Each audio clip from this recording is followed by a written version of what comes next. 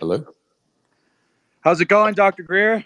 Oh, I'm fine. Good. Yeah, I was trying to follow the step by step, but there were 14 steps not provided. No So, worries. It's all great right, to have you. Thanks for joining us here. great. How about you? Could you introduce yourself um, and give a background, kind of, for the audience? Yeah, sure. I didn't know if you wanted to populate the room, but Sure. Yeah. Yeah. We can. Why don't we give it another minute? Let's let it fill up. I'll play a little bit more of this tune, and then we'll get started. all right.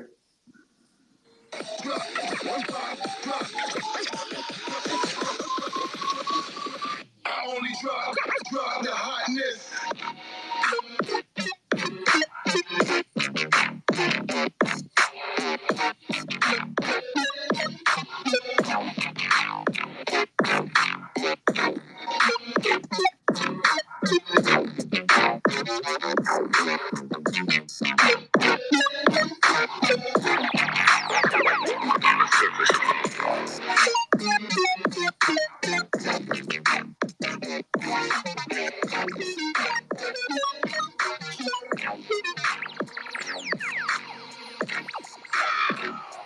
Take it easy. Try to resist the temptation to play around with slow gravity.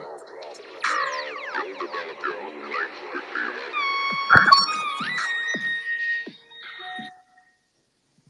Welcome, everyone, to Reverse Engineering Extraterrestrial Technologies with Dr. Stephen Greer. We have a great list of panelists today. The one and only Dr. Stephen Greer.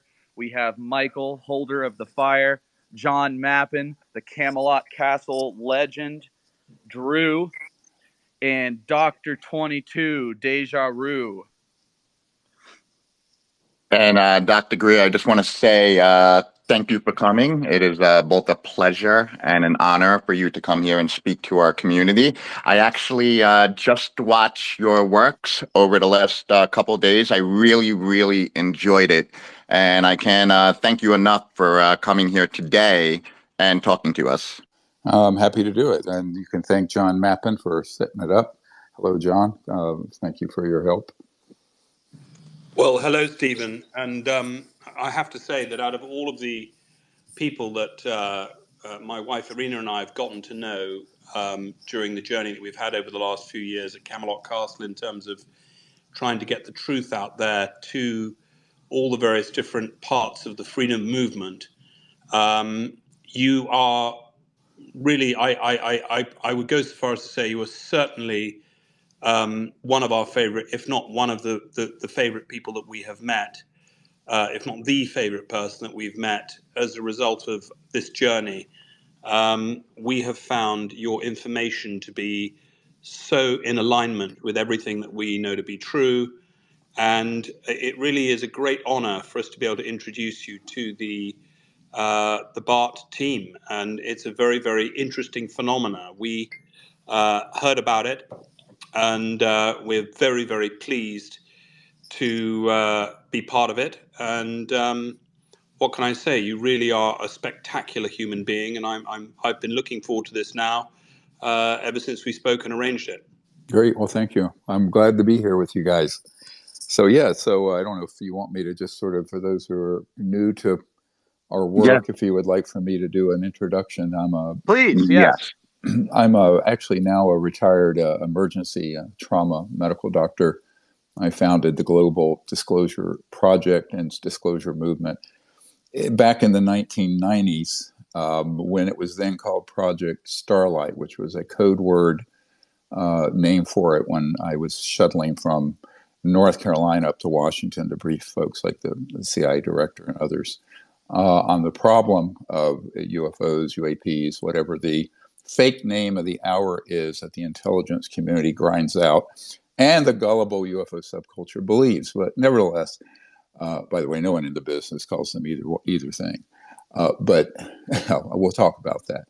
So, that sort of diverted me from the original project, which I founded in 1990, is the CE5 contact program, which there's an app that you can get called CE5 contact that goes through the whole protocol for making contact with the non-human extraterrestrial civilizations. It is not geared towards contact with all the other non-human intelligences, and we'll get into that in a moment, the distinction amongst them, which has been confused by the general UFO public. So the initial program, which I started, which began after I had ironically, a near-death experience and then a subsequent direct ET encounter when I was 17 and then 18, was a result of me learning that interstellar civilizations utilize a really advanced form of technology for communication and travel that is transdimensional, which means they traverse from one point in space-time to another through dimensions. And I learned that when I was 17, and I had the near-death experience and had an encounter with a very high level of consciousness, and subsequently, a few months later, directly with ET beings up in the mountains of North Carolina, in exactly 50 years ago, this October, it turns out. So that was in 1973, but that evolved. I just sort of put that on the shelf as I went through my medical career. After I had these encounters, I became a meditation teacher, dating myself now back in the 1973, 4 or 5 era, and went all over the world setting up meditation centers and teaching people higher states of consciousness and that information. And then I went into medical school after my first daughter was born, since I figured I better do something more practical if I'm going to actually support a family like I have now, which I have 4 daughters. So that whole journey led me, after we had a huge mass witness CE5 contact event. CE5 is when you initiate or invite these EBINs, extraterrestrial biological entities, to interact with you. And it was filmed, not very good quality. It was an old high video camera, just retail grade, but also photographed. And it ended up on the front page of the Pensacola paper in March of 1992, 31 years ago. And that led to the intelligence community, unfortunately, and some maybe fortunately, I don't know, reaching out to me and, well, initially threatening me, because they said, "What the heck do you think you're doing?" And I said, "Well, this is what we're doing, and you have no authority over what we're going to do with this." And we had a bit of a battle with the head of Army Intelligence, General Albert Stubblebine III. But at any rate, that got us on the radar of both what I call the friendlies in the national security establishment here and then later elsewhere, but also some of the people who want to keep all this secret, and more importantly, not so secret as confused. And that's what we want to do today. We want to talk about the deliberate obfuscation and confusion that's been overlaid on the subject for its psychological warfare value and psyop value. But so that's really sort of it in a nutshell. I mean, beginning about 1992, I started meeting with senior officials in military, and then in 93, some of you probably know, actually it was exactly 30 years ago on December 13th this month, that I briefed the director of the CIA for President Clinton, and then subsequently many other high officials and whatnot who were curious about the issue, but had been denied access. In other words, the president and CIA director, senior members of the Congress, I had began briefing, all had made inquiries, but had been told, "Bug off, we're not going to tell you anything." And that's when I learned that there are actually 2 governments. There's the government we elect and appoint, and with a little bit of crossover, there's a shadow or secret government that's rather transnational and global that actually runs everything. The one that we think we're electing is sort of window dressing, and the real action's happening on sub rosa behind the scenes. So that was my coming of age about 30 years ago when I learned that, which was rather disturbing. And since then, we've worked very hard to try to get this issue on the front burner for people around the world, not only the general public, but also governments, so that they could get control over these shadowy and rather illegal programs. But so far, they have not been able to do so. we're working on it, as you can see from what's going on in Washington, and my organization is providing the bulk of the whistleblowers and intelligence on the issue to them. So that's sort of where we are right now. There's, of course, a lot more to discuss, but I just want to give you a quick 30-year overview. Sure. And in the meantime, can everyone please make sure to retweet this space? Make sure to retweet it. Let's get the word out. Also, in the bottom right, you'll see a purple little speech box. Go in there, leave a comment, like the space, retweet it. Let's get the word out. Dr. Greer, I watched for the first time. I can't believe I haven't seen it earlier, but I watched for the first time Close Encounters with the Fifth Kind last night, and man, I have so many questions. That was a phenomenal piece of work that you did. Could you maybe tell us about your first ever CE5 experience? Maybe like the first one that you ever had? Well, the first one was the genesis for the whole concept. And the concept is very simple. If you look at the other categories of close encounters, so 1, 2, 3, and 4, which we can go through, the nomenclature if the audience isn't familiar with it, they're all passive. In other words, a CE1 is when you see an object at close enough range that you can tell what the structure of it is. A CE2 is when the craft lands and leaves a trace or a radar tape or some physical evidence. Close encounters of the third kind, as you all remember from the Steven Spielberg movie by the same title, is when you have an encounter with an actual EBIN, an extraterrestrial biological entity, which is the proper term used for them, or EB. And then a close encounter of the fourth kind is when you have an experience where you actually are on board a craft with these beings, but it was not something that you initiated. It was something that happened spontaneously. Then a close encounter of the fifth kind is when you actually either usually with a group, but you can do it individually, which was my first experience, make direct contact by inviting them to interact with you, which most people go, are you bonkers? Aren't you scared shitless? Excuse my language. And I go, no, because they're not hostile. There's nothing that you need to be worried about except the fake aliens that the humans are putting out there on the street. And that's another discussion we'll have in a moment.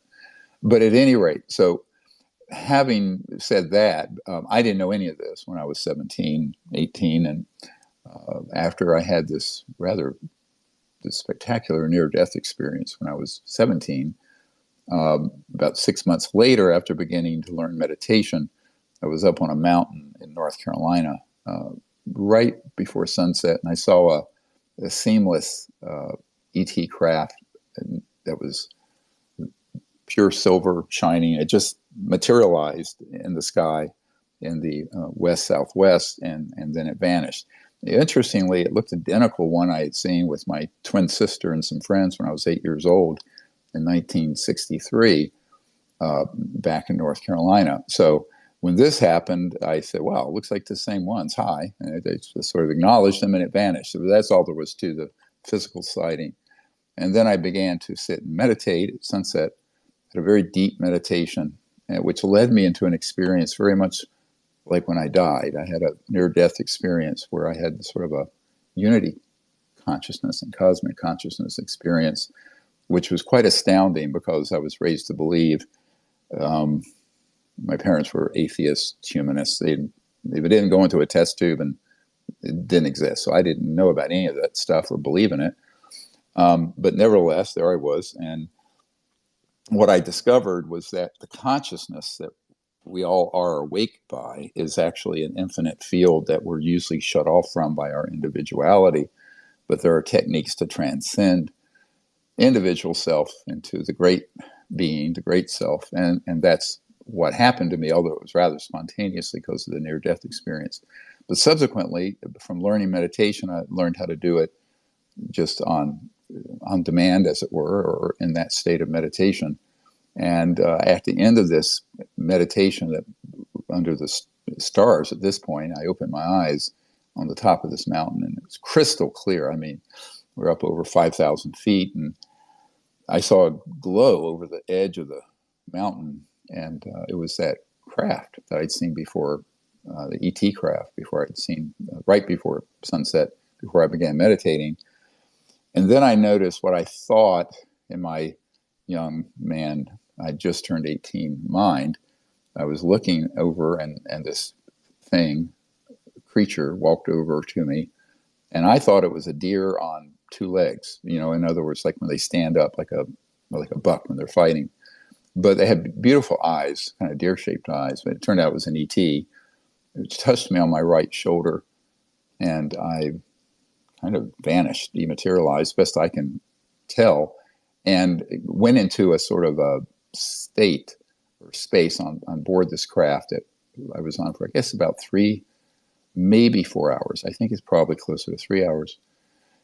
And had this incredible experience with these ETs where we basically created the CE5 contact protocols that are in the CE5 contact app. And it was a set of protocols that involved a human going into that field consciousness that's non-local, it's omnipresent, and then searching, looking with your mind's eye, sort of like what the CIA calls remote viewing, to see where the ET craft are, and then you connect to them, and you introduce yourself, and then invite them, if they're able, to come to where you are at any point in space-time here on Earth. And it's a kind of a stream of laser-like coherent thoughts. So we call it coherent thought sequencing. And you show them where you are and see if they are able to appear, arrive, whatever.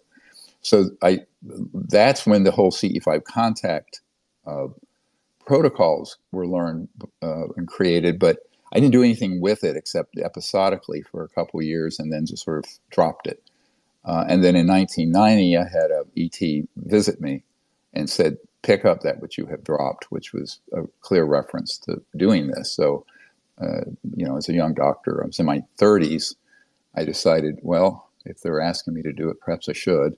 So I started the entire organization that is behind the Disclosure Project and the CE5 Contact in 1990.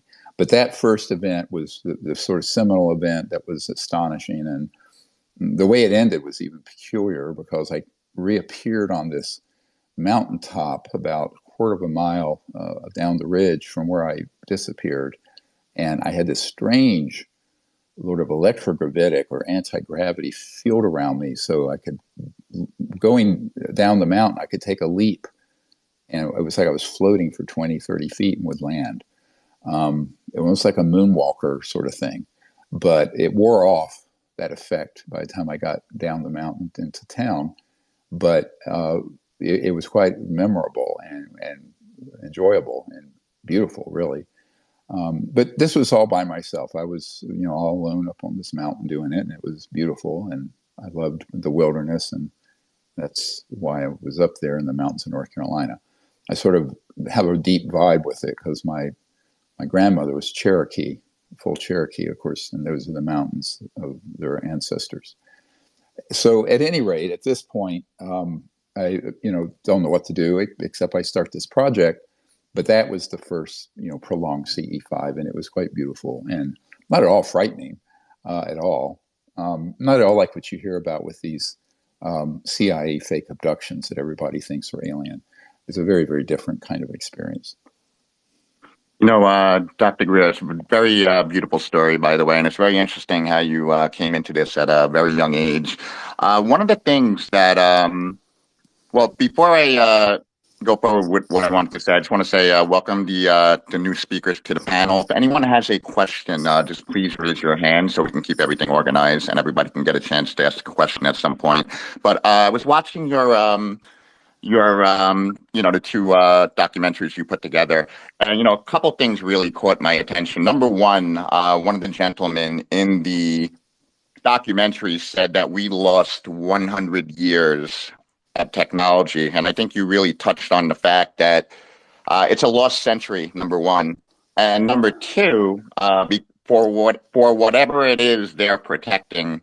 They are keeping these technologies under wraps that can really propel humanity forward and bring us an age of abundance and things of that nature.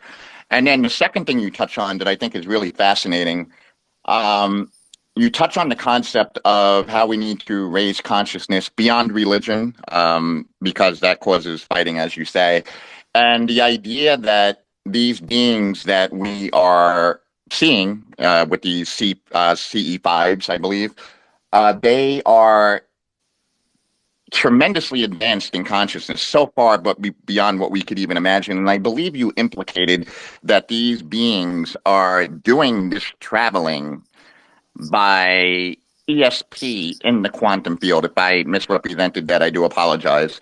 But I think it's those two things that I would like you to touch on. Number one, the idea that humanity is being held back for the last 100 years to protect special interests and God knows what else.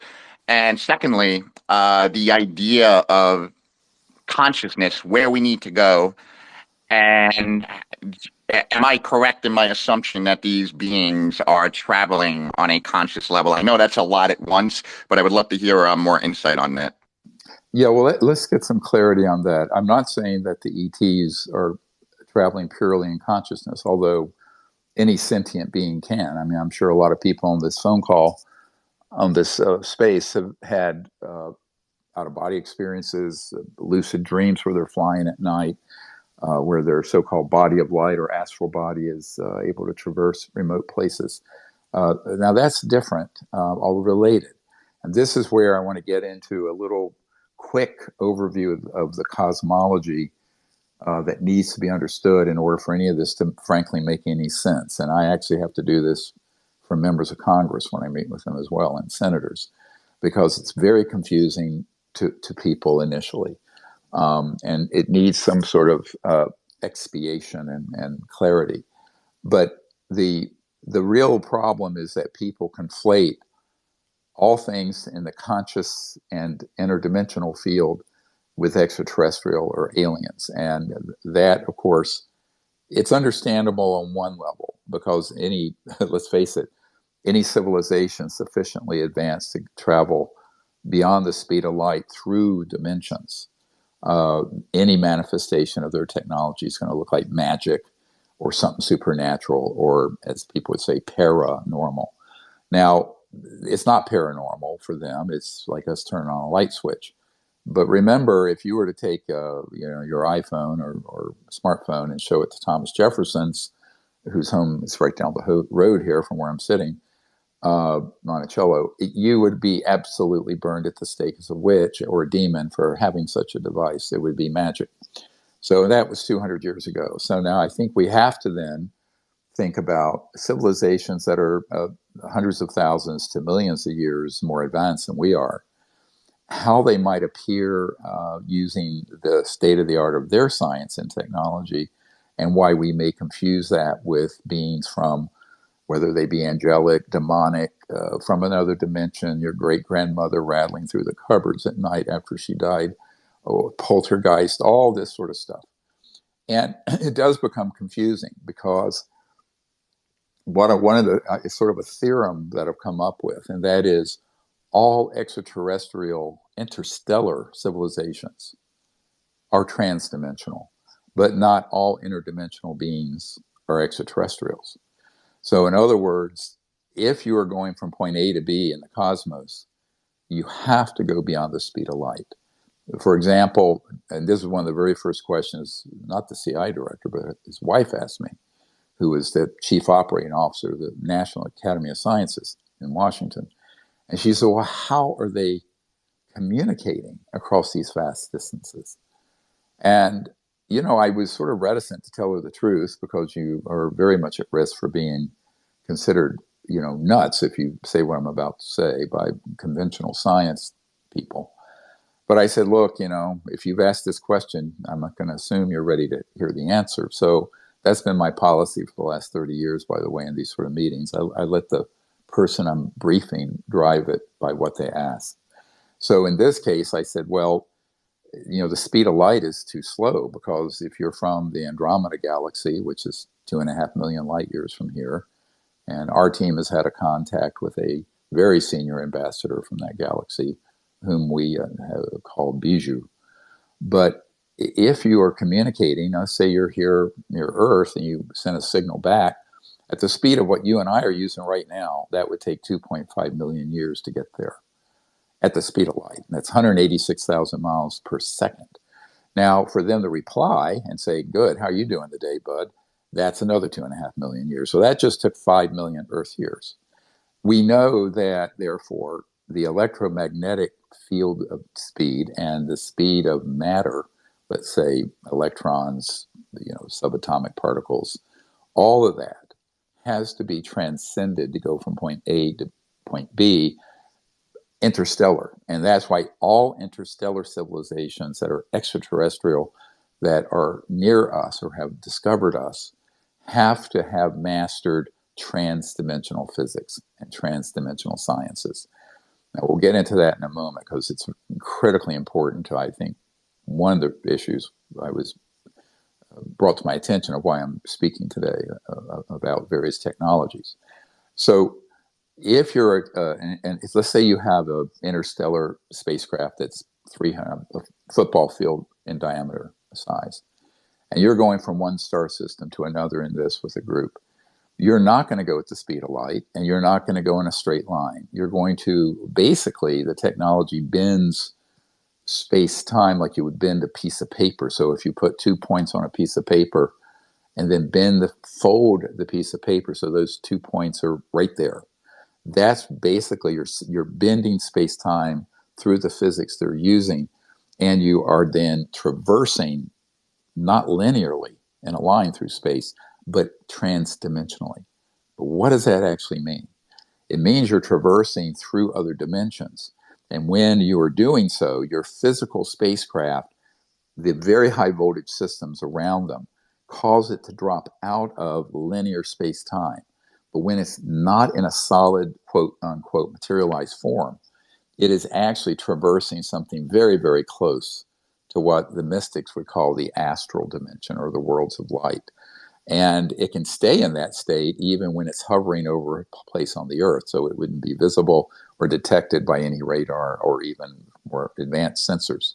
So we'll get into all this later, a little bit later, I hope, if we have time. But the key thing is to understand is that when they're in that form, they would, to the untrained eye, let's say, they would be easily confused with the spirit being, a being from a lower dimension, of your great grandmother, like I said, who may have passed away, that you get a glimpse of, all kinds of phenomena, plural. Now, what's happened is that there are many, many phenomena, plural, being called the same thing, alien. Here is the problem. So when you're looking at things like this that are complex, it's important to have this sort of nuance and discernment. Otherwise, people aren't even on the same page talking about the same thing. They're not talking about the same phenomenon. Now, their communication systems are, let's call it internodal. Let's say you're communicating back to your star, your home star planet outside our solar system, and you have to be communicating at multiples of the speed of light. You have a device that interfaces with directed thought. And we call this consciousness-assisted technologies, where your thought interfaces with this technology, and it non-linearly, at the speed of the quanta of thought, communicates that precise information to another node that's, 1,000 light years away. So instead of it taking 1,000 years at the speed of light, it's instant. So that is being done, but there's a scientific interface, and it goes both ways. There are technologies that assist consciousness, so you can be in that state, and these are very advanced technologies. And then there are technologies that receive an interface with the direction of your thought and the instructions your thought give. So it's sort of like instead of a voice-actuated system, it's a thought-actuated system. And those quanta of thought are discrete realities, which we tend to ignore. But at that level of, let's say, AI, artificial intelligence and technology, it's directly interfacing with thought that's clear and specific. Not just every random thought. You have to actually connect to it with intentionality and put your attention on it. Some of them also require to touch the console or to touch a part of the craft, so that there's a sort of a bioelectric consciousness field that assists. There are different varieties of these, obviously, because there are different civilizations at different stages of evolution.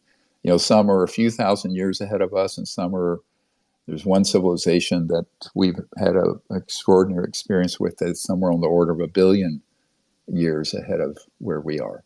So I think it runs the gamut. And if you look at the sky at night, every stable star system out there has planets around it, and there's some types of creatures around each one. So the universe is teeming with life, actually. It's not empty. But that doesn't mean they're all operating the same technology that you and I are. And one of the problems that we run into with the human experience with this is the tragic anthropocentric projection. In other words, we project onto other species. You see people do this with their pets, as if they're human, and as if they're human using early 21st century human technology. But I remind the scientists I work with, there's no reason why a civilization that advanced would be using the speed of light like we are, or using energy and propulsion systems that we are. They're obviously not going to be, because look at the technological advancement just in the last 100 to 150 years, from an agrarian society to what we have today. So it's very important to understand that, but that has implications for what I call the cosmology, because what you don't want to do is conflate and mix together all these different manifestations of conscious entities into one gamish and then be confused about it.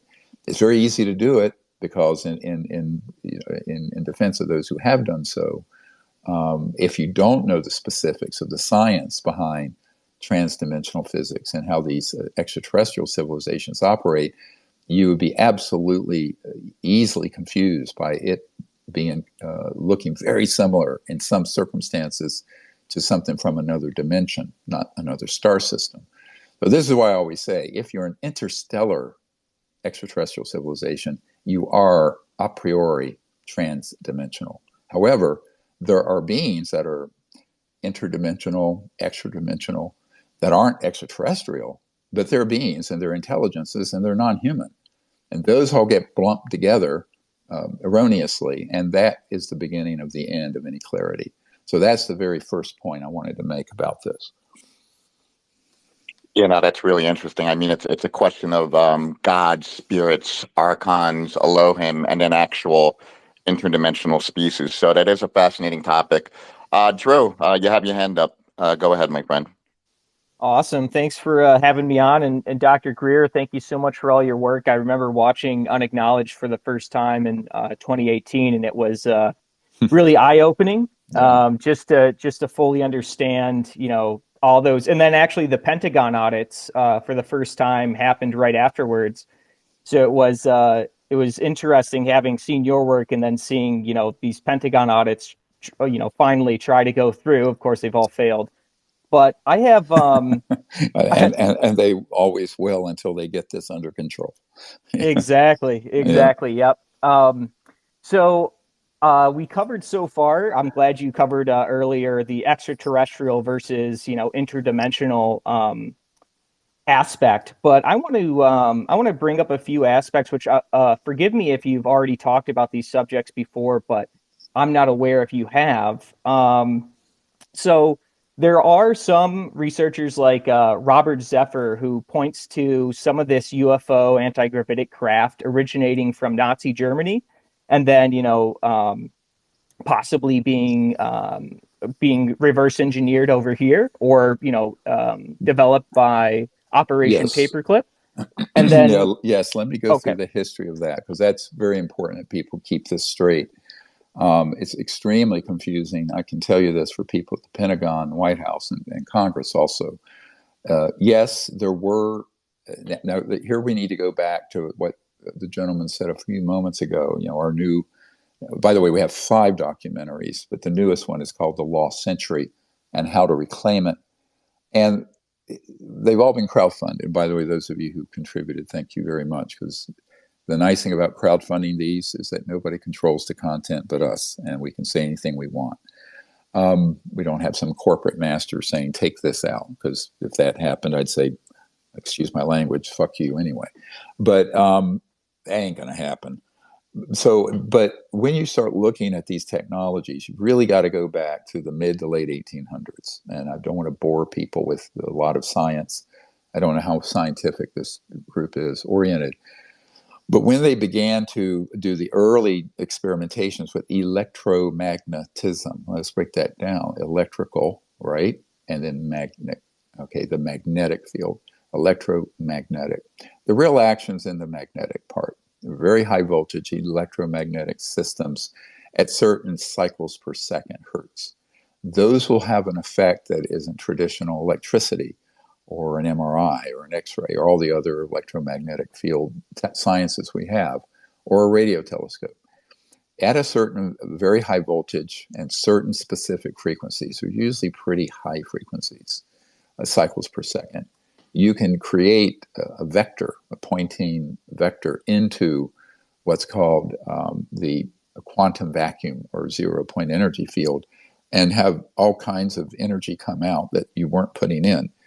It doesn't violate the second law of thermodynamics simply because it's been quantified and was described first in the 30s and then quantified in the 1950s by Dr. Casimir, that this 0-point energy field is exactly what Tesla called it, an infinite energy field. It's not quantifiable, it's so vast. And that's how you get the so-called Tesla, not Elon Musk's fake Tesla, but the actual Nikola Tesla technologies that were kept secret, where he discovered this and actually had an electric car, a real Tesla, running without it being plugged in and charged off a coal-fired power grid. You also had things like the Beefield-Brown effect. So T. Townsend Brown, and then later working with Beefield, found that at certain voltages, and this was in the 20s, 1920s, 100 years ago, you could have something levitate. Now, what does it mean, levitate? It's actually the mass canceling effect that happens with the angular momentum, et cetera, changing at an atomic and subatomic level at certain very high voltage discharges. So you get all kinds of weird, unusual phenomena. And this began to be observed between the late 1800s and the early 20th century.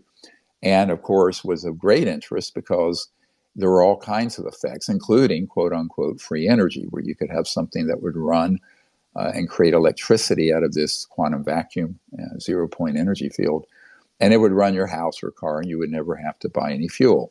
Well, that ain't a great thing for people like J.P. Morgan and the Rockefeller clan and others back then, because that would mean the end of oil, gas, coal, et cetera, and so on. And eventually with the electrogravitic, which is the levitation technologies, you wouldn't need roads or railroads or et cetera.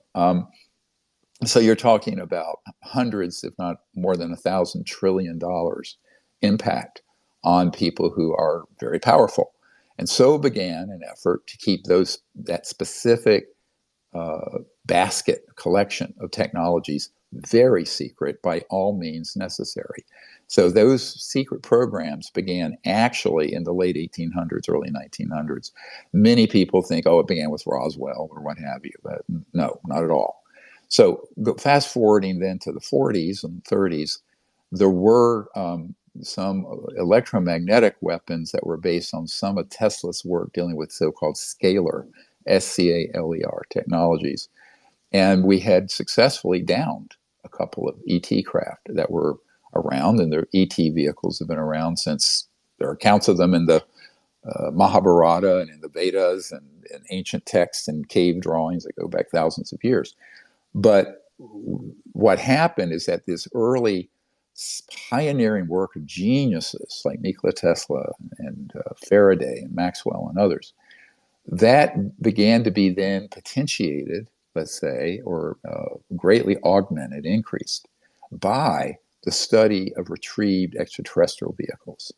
And there are accounts of one that went down in northern Germany in the 30s that may have been the source of a lot of the research that was being done at the Pinatubo, and also even people like Werner von Braun and others, and Hermann Oberth and others that came over after World War II to the U.S. under Operation Paperclip. But nevertheless, We do know that because of a fascist, and I don't use that term the way it's used today, promiscuously, a fascist known as Paul Mellon, a billionaire of the Mellon family. He, at the end of World War II, went over to Germany. We know this because his grandson, Senator John Warner's son, John Warner IV, has worked with us.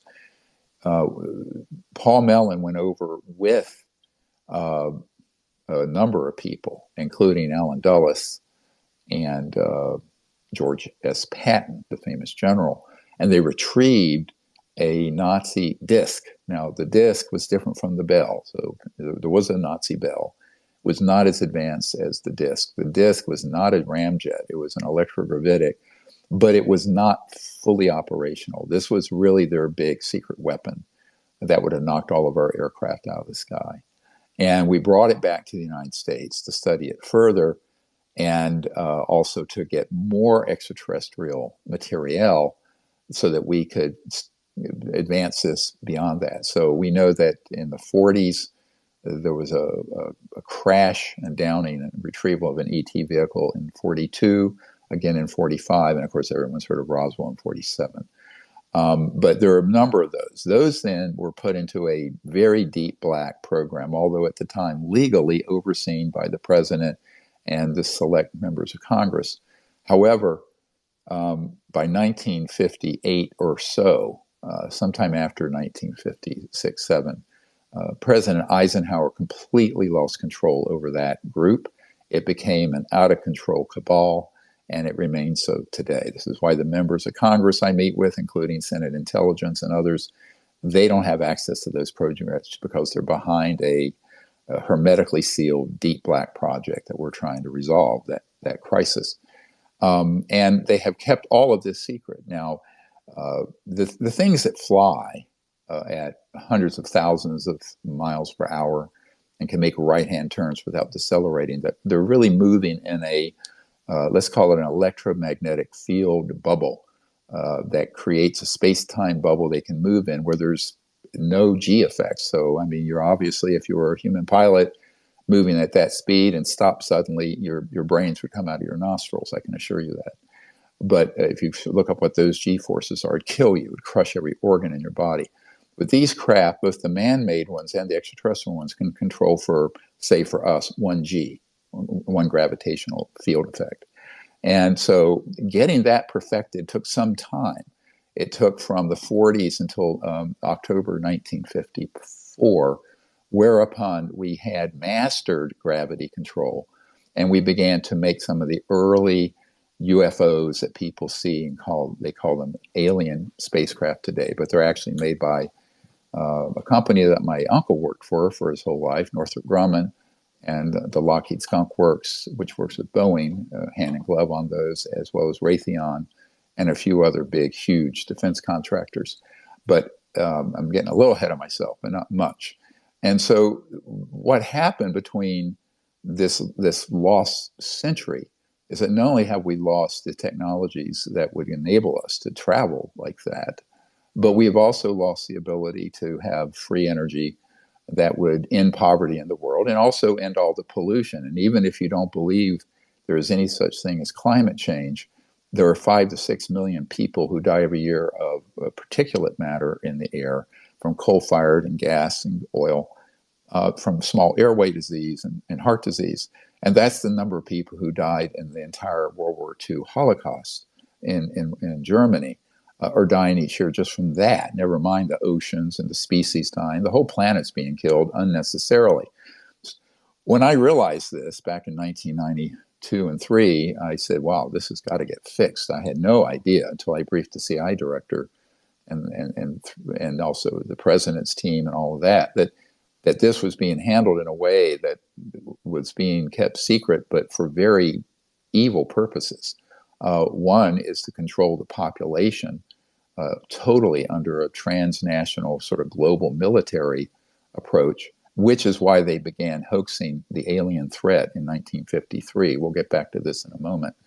And then the other problem, of course, is we're killing the planet.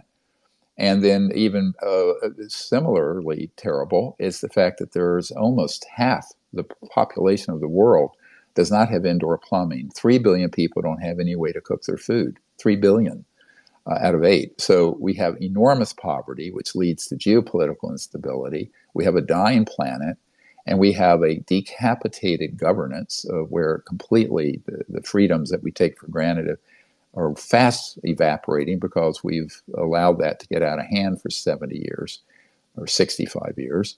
Dr. Greer, yeah. Dr. Greer, sorry to interrupt. I just want to get in a quick follow-up question, and then I'll be good for a second. Just to follow up on the Nazi subject, because I know it's a big area of interest for a lot of people in my niche. And so to go back to 1947, I was wondering what your ideas are. It's kind of a multifaceted question. One on Operation High Jump, Admiral Byrd going to Antarctica with his fleet of aircraft carriers. And what do you think they found there? Do you think there was a Nazi presence there? What do you think is going on in Antarctica today? And then further beyond that question, what do you think about the concept of inner Earth? Like even beyond these, the dumb, deep underground military bases. Do you think, what do you think of the idea of like a Shambhala type idea? And that's basically my follow-up question there. Well, that's 5 or 6 questions in point of fact.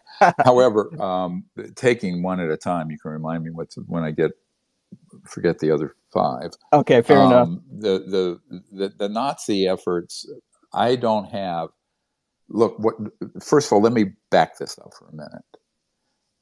I have 755 firsthand whistleblowers and people inside the military, intelligence, corporate world. I do not drag my junk off the internet, and I do not take second and third hand accounts. So what I'm about to say is no offense to anybody, but I don't traffic in rumors. So one thing I'm very clear on is that unless I have a firsthand credible source that would be in a position to know, I really will just say I don't know. So the extent of what the Nazi regime had, I think, was quite advanced. We do know that they very likely deployed them elsewhere to get them when we were closing in on them. And very likely there were assets that were in South America and we know Antarctica. What became of that, I think, is that it got subsumed. The people, the scientists, the really brilliant folks who worked on those programs got taken in through a number of clandestine operations, but some not so clandestine now, the Operation Paperclip, and became part of an organization dealing with these, some would regard esoteric technologies and capabilities back in the 1940s. And to my knowledge, that continues to this day. We do know that down in the South Pole, for example, there's a massive under the earth neutrino light array that we have a Raytheon whistleblower who's come forward and discussed. So we know there are assets there that have been developed since then. As for what Admiral Byrd actually encountered, you probably know more about than I do. I have not gotten anyone who had access to any archives firsthand on that. But I will say that whatever people think the technologies are out there that we're capable of in these covert programs, it's worse. It's more. It's way more. It's more than you can imagine. Because remember, you've thrown trillions of dollars, and some of the smartest people I've ever met working in these projects for 80 plus years, and you get all kinds of breakthroughs on many aspects of technology, not just travel, transportation, and energy, but other weapon systems and what have you. Things that cross over into what some would call MK Ultra type electronics, Havana syndrome type systems, and so on and so forth. But the key point here is that those technologies haven't stood still. So whatever might have happened, and I think there were assets that were in Antarctica back in that era, whatever existed then is so far advanced now that for most people, unfortunately, and you're certainly true of the news media and the UFO community, would be indistinguishable from an alien or extraterrestrial technology. Because, technology doesn't stand still. When you throw that kind of money and brain power at it, you get some serious breakthroughs. It took time to do it, but certainly at this point, it's extremely advanced. So I think that's the key thing. As for a hollow Earth or inner Earth, well, there's certainly ET capabilities that penetrate Earth. Now, remember, like, for example, when I've been up on Mount Shasta, we've had these strange sort of luminous light ships emerge and interact with us that come out from about 2/3 of the way up that volcano. And they're very curious, and my understanding is that they've been there since Lemuria and Mu, or the continents that may have existed millions of years ago in the Pacific. So some of these intelligences and civilizations have been here a very, very long time, way before Homo sapiens, by the way, more than 1 million years, in other words. And so, you get into this question of whose planet is it anyway? But the other point I'd like to make is that the sort of capabilities that are, let's call it transdimensional, means that you can have a solid spacecraft that shifts its angular momentum and its frequency so it goes straight through solid matter. And we've witnessed this. Now, how does that happen?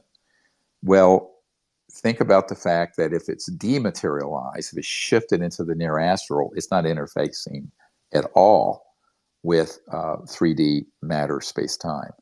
But even if it is visible and there's sun shining on it, we've seen objects go straight through solid into a mountain. And they are doing that because they are shifted just enough out of the alignment, let's call it, of our matter that it can pass straight through without a single atom touching each other. Now, how is that possible? Just remember that if you were to collapse all the matter without space between the atoms and subatomic particles that your physical body is made of, it would fit on the tip of a needle, a pin. Just that is how much solid mass there is. So when you expand that out into a matrix that includes space in between and energy fields, some of which are just now being described in science, but I think mystics have understood it for a long time, you can understand how you can take something a little bit out of tilt and you could put right through. This is how the ancient masters, by the way, could walk right through a solid wall. That's a city. It's a capability that's done through consciousness and vibration and thought, as opposed to electromagnetic technology. But it's the same principle. So that's another thing to remember. That's why there's no barrier to these objects going straight through the earth, straight through the water, or residing in the earth, or residing underwater. We know of an ET facility off the Marianas Trench, the deepest part of the ocean in the Pacific. And in fact, we have a whistleblower who came forward who was on a Coast Guard cutter when they retrieved an extraterrestrial vehicle that apparently we had downed. And as you all have seen in the disclosure project materials, we have the drawings and all the information about that event from this member of the crew who there retrieved it and actually handled this ET craft. So we do know that they do reside in very deep locations and have been for thousands and perhaps millions of years. Very interesting. Thanks for that answer. I think my follow-up question there would be so there's a lot of evidence, like you were saying, there's underground UFO bases and accounts of UFOs coming out from under the water. So I was wondering, what kind of evidence directly points to UFOs originating from, outside the Earth, as opposed to, I guess the overall concept is, why couldn't these things just be a part of an ancient Earthborn civilization that have just been surviving underground for this entire time? And then secondly, final question, with the Apollo missions, if we had, anti-gravitic craft since the 40s, what was the purpose of using rockets to go to the moon? And what do you think of the Apollo missions overall? Well, in the first part of the question, the follow-up, keep in mind that there have been civilizations here before us, and That they may continue to have had a presence is no mystery. They've been seen for millennia. That doesn't preclude there are others that are of extraterrestrial origin that are newly discovering or have not taken up positions in the planet or on the planet. Those civilizations, my understanding is when we detonated the first atomic bomb, it caused a disturbance in the transdimensional field because the electromagnetic pulse has embedded within it a scalar signal that is a longitudinal electromagnetic wave that goes faster than the speed of light, and it literally rips the fabric of space-time and disrupts interstellar communication and travel because it's crossing into that dimension. Now, we didn't know that until we detonated the first atomic bomb, but that's why there have been so many ET vehicles and civilizations that have been over our nuclear facilities, test sites, storage areas, nuclear weapon ships in the Navy. We have so many accounts of this. It's not a mystery because it's a threat. We're viewed as a threat to these other civilizations. Now, I always turn this around. Of course, I mean, it sells a lot of books and movies and crackpots about the alien threat thing. But the truth of the matter is that if they were a threat, we'd be gone. And the other fact is, because their technologies could make this entire planet dematerialize into a pink mist in space in a fraction of a second. Absolutely, that is a fact. So the only reason we're still here is that they are essentially non-hostile. But that does not mean that they are pleased with us, because we're destroying the planet. We have targeted hundreds of their craft and downed them, if not thousands. And we are damaging a biosphere that's evolved for 4 billion years with life on this planet for 700 million. So I think that we're not viewed as a species in a very flattering light right now, but I think they see the promise of humanity, and that's why we're still here. The positive aspects of the human capabilities. But there certainly, I don't want to infer that there were operational in spacecraft in the 40s. As I had said, but I may have gotten missed in the details, we were studying these technologies and didn't have the breakthrough where we could actually master what's called gravity control until 1954. So then to stand up some of these objects to where you could go out into space took a little while. But if you look at our presentations and at the unacknowledged film, you'll see what's called the ARV, the Alien Reproduction Vehicle. And it was seen by Brad Sorensen, who is an aerospace guy at an air show in 1988. But those were sort of antique craft that had already been around the solar system. They're not interstellar and they're not transdimensional, but they're electrogravitic, anti-grav, and they had been in the solar system beginning in the late 50s, early 60s. So the components on the inside of the ARVs were actually very similar to that Mercury era instrumentation. And we have a direct firsthand account of someone who actually saw that, was at the briefing where there were a number of military industrial complex people at that air show, classified air show at Norton Air Force Base in 1988. So those craft had been out. Now the reason, now my uncle worked on the lunar module for Northrop Grumman. It was Grumman at the time that put the first man on the moon. And of course, what folks also, sort of these vast conspiracy theorists, is that 99.9% of the people working on those projects know nothing of this subject. They're working on a conventional space program like the space shuttle, the Apollo mission, and they're not read into, which is a military term for briefed, they're not read into these projects at all. My uncle wasn't, and his whole career was at Northrop Grumman, but he had heard things about all this, of course, because people whisper. But they were not tasked with that. They were tasked with putting a man on the moon using conventional jet thrusters and rockets and all that rubbish, that really should have been retired in the mid 1950s.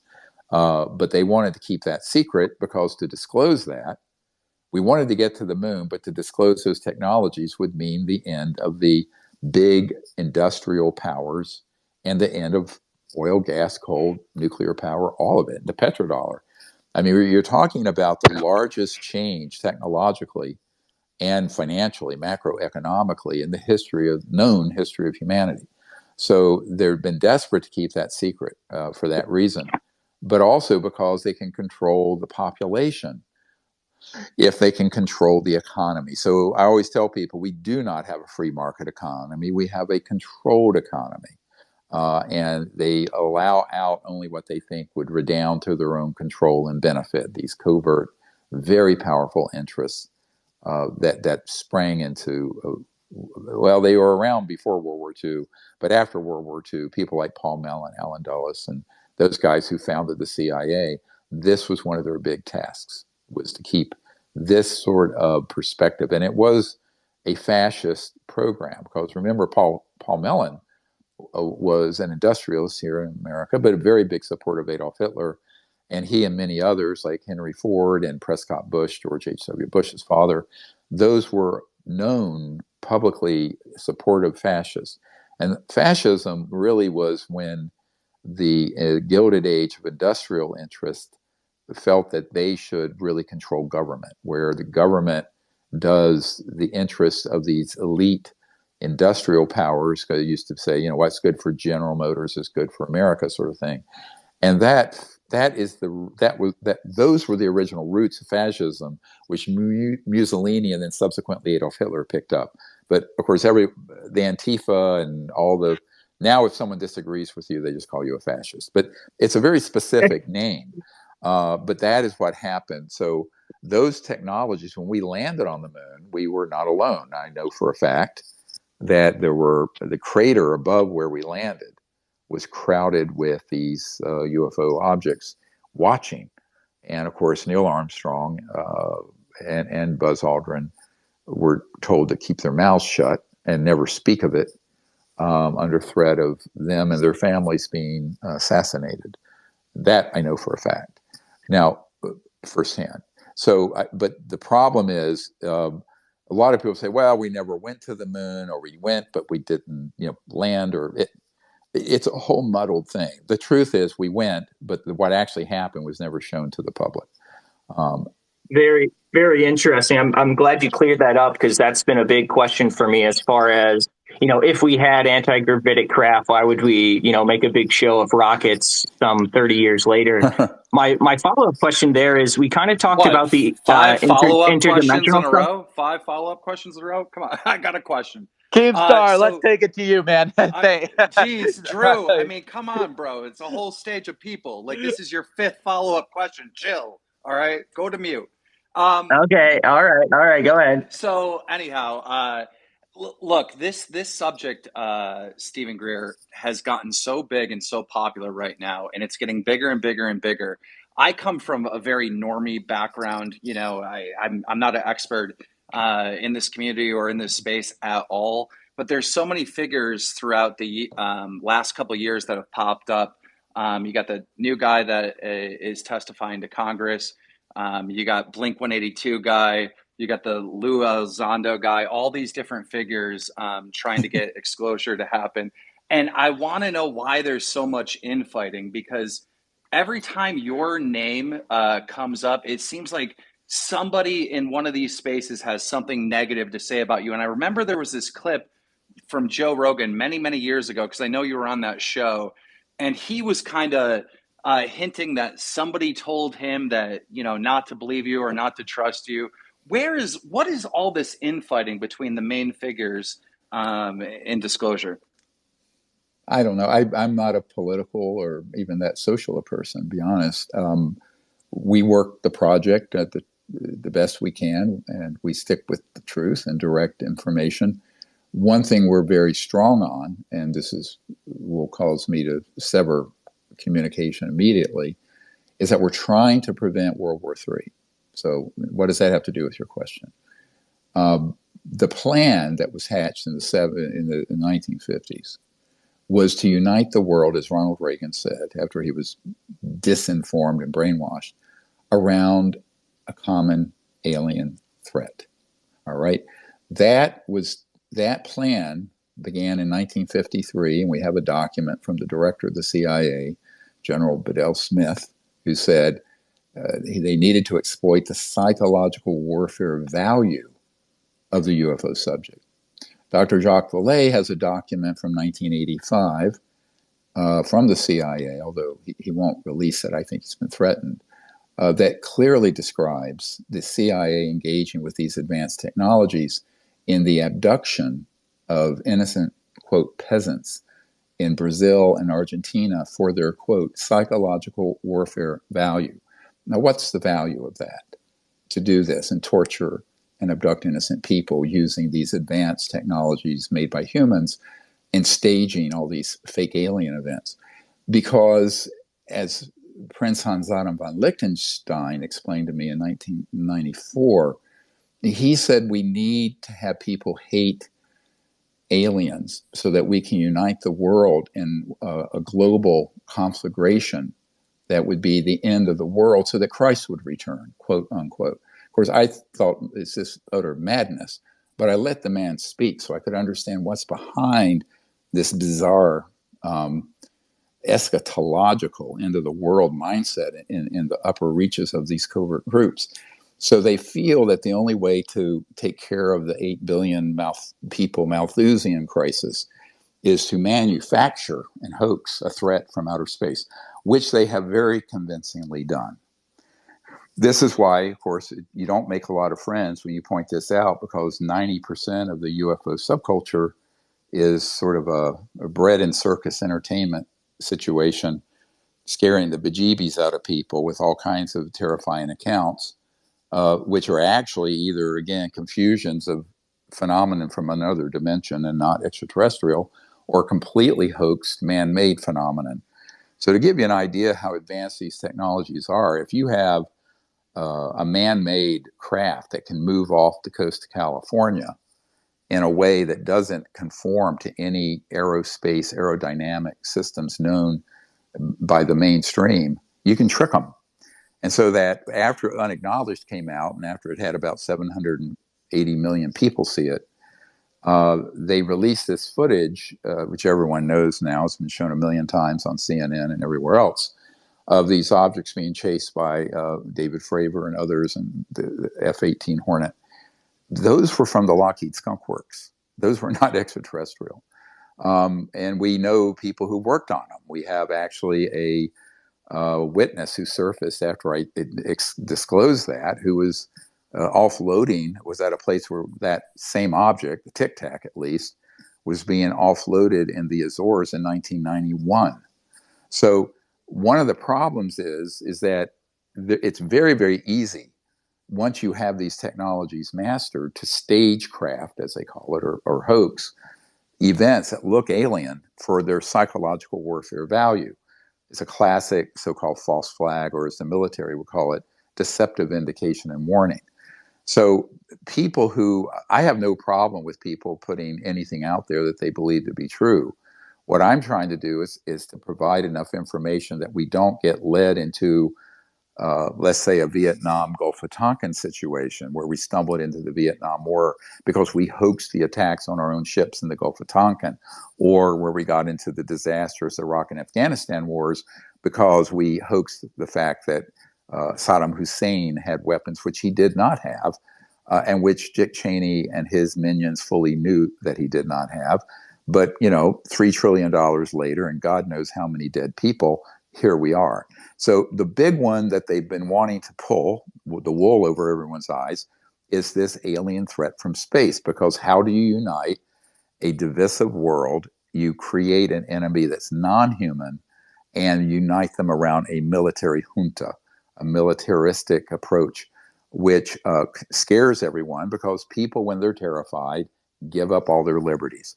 So ironically, some of the people who talk about freedom and liberty the most are the purveyors of the very disinformation that would lead to us losing all of our liberties. So that is why I'm very strong on that, and it's very controversial. But look, I mean, these are facts that we know to be true, and everyone's entitled to their own opinion, but not their own set of facts. So we have one witness and one military source and one document after another proving that all of these fearsome things have been done by humans using these advanced technologies. You have people going up on Capitol Hill telling members of the Senate Intelligence Committee, until I was asked to come in and clarify it, that no, none of these could be ours. We don't have anything that moves like that. Nonsense. So one of the problems is that if you have people up there who are themselves professional disinformation operatives, like Luis Elizondo, as soon as he surfaced, I was told by a very senior CIA guy, he's been there 45 years, tasked with this specific issue. Very deep black, but I've known him for 30 years. I agree with you 100%, but you don't even need the intel. Every time Lou speaks, he's trying to scare us. But my point is, this is nothing new.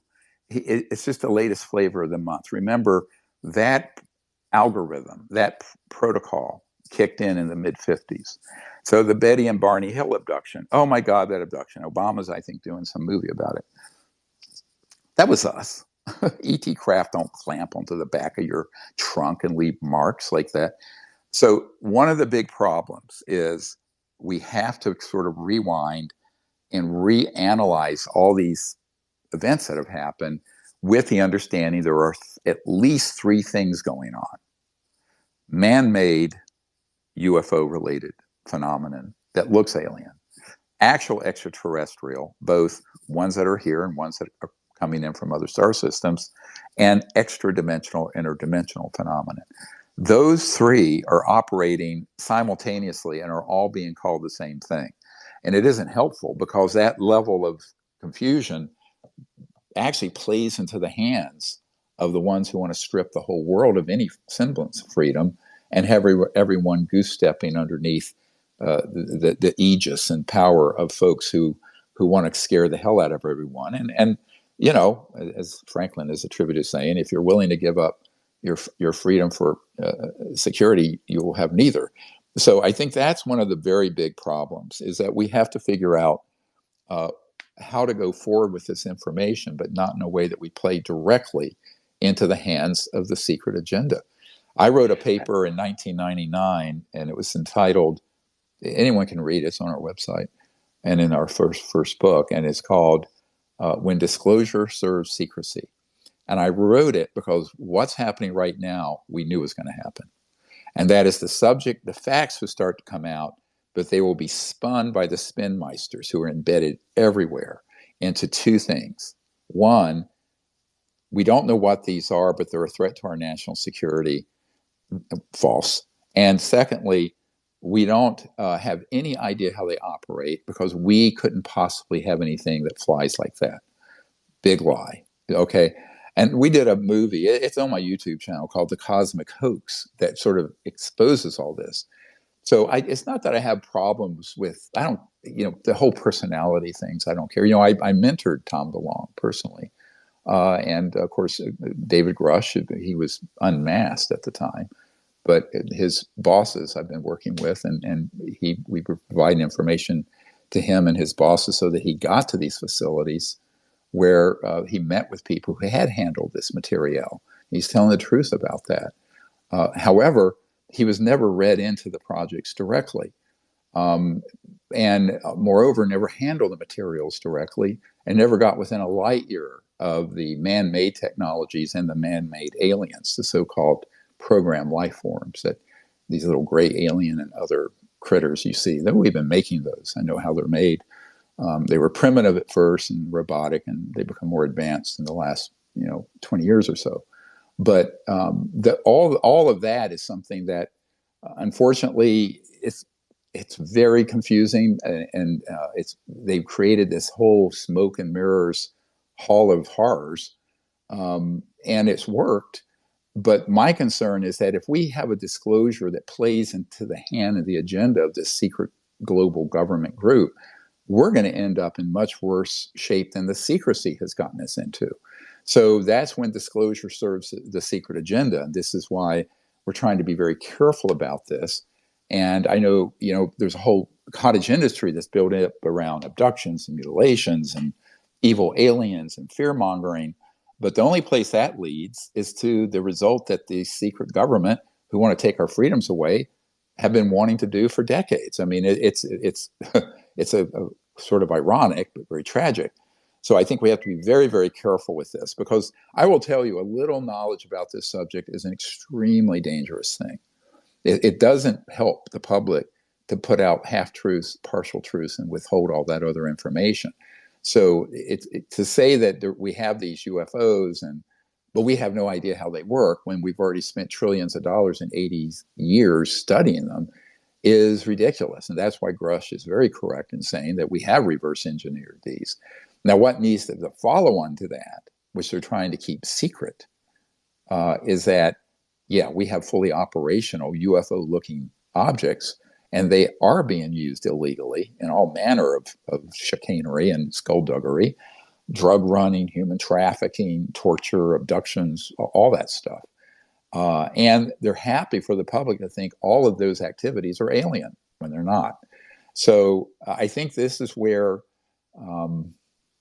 the truth is harder to believe than the fiction. And I was told in 1991, when I first emerged on the scene, that if I told the truth, I'd be discredited. And I say that to people the very first time I meet with people at the Senate. I said, look, it's going to be much easier for you to believe the myth and much harder for you to accept the truth. But just remember, we're dealing with technologies that are hundreds of thousands of years more advanced. And you guys up on Capitol Hill and the White House are just looking into this when there's been a covert group studying it with all manner of illegal black budget funds for 80 years. And they have an 80-year, multi-thousand-year, frankly, technological edge on you, advance. And so that's not a good situation. I mean, obviously, and that's why it's necessary to have more and more whistleblowers come forward who directly can speak to the technologies humans have from studying and developing these technologies, so that the public and the policymakers in the, not only just US, but around the world, aren't deceived by those. Because a false flag operation won't work if you disclose the modus operandi, the technologies that would be behind the false flag, right? You're not going to fool anyone. And that's what we need to do.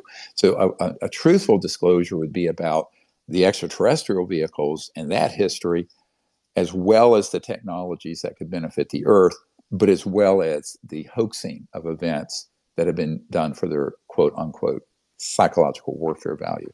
All of that needs to be part of this. And if you leave the latter out, then everyone's going to think everything that goes bump in the night is an extraterrestrial, that's invading us. And voila, you've just written a $10 trillion check for the military-industrial complex. Dr. Greer, I would like to introduce, give me a second, Keem. We're going to go to Kim.com, and then we'll take it back to you. I'd like to introduce Kim.com. Hello. Hi, Dr. Greer. Hi, everyone. Nice to meet you. Thank you for taking time today. I have a quick question, really simple. Elon Musk just 30 minutes ago tweeted that he's confident that the US government has not made contact with non-human beings. And then a second question is, if these non-human beings are around and have, advanced technologies, why don't they have the morality to share this with us and to help humanity to advance and to get out of an age where people are dying of hunger? Why are we not seeing them helping us? Well, they have. And what happened is that they were betrayed. Look, being part Native American, let me tell you, any agreement like that, you're going to get bent over, and you're going to bend over and rode hard. Go look up the Trail of Tears.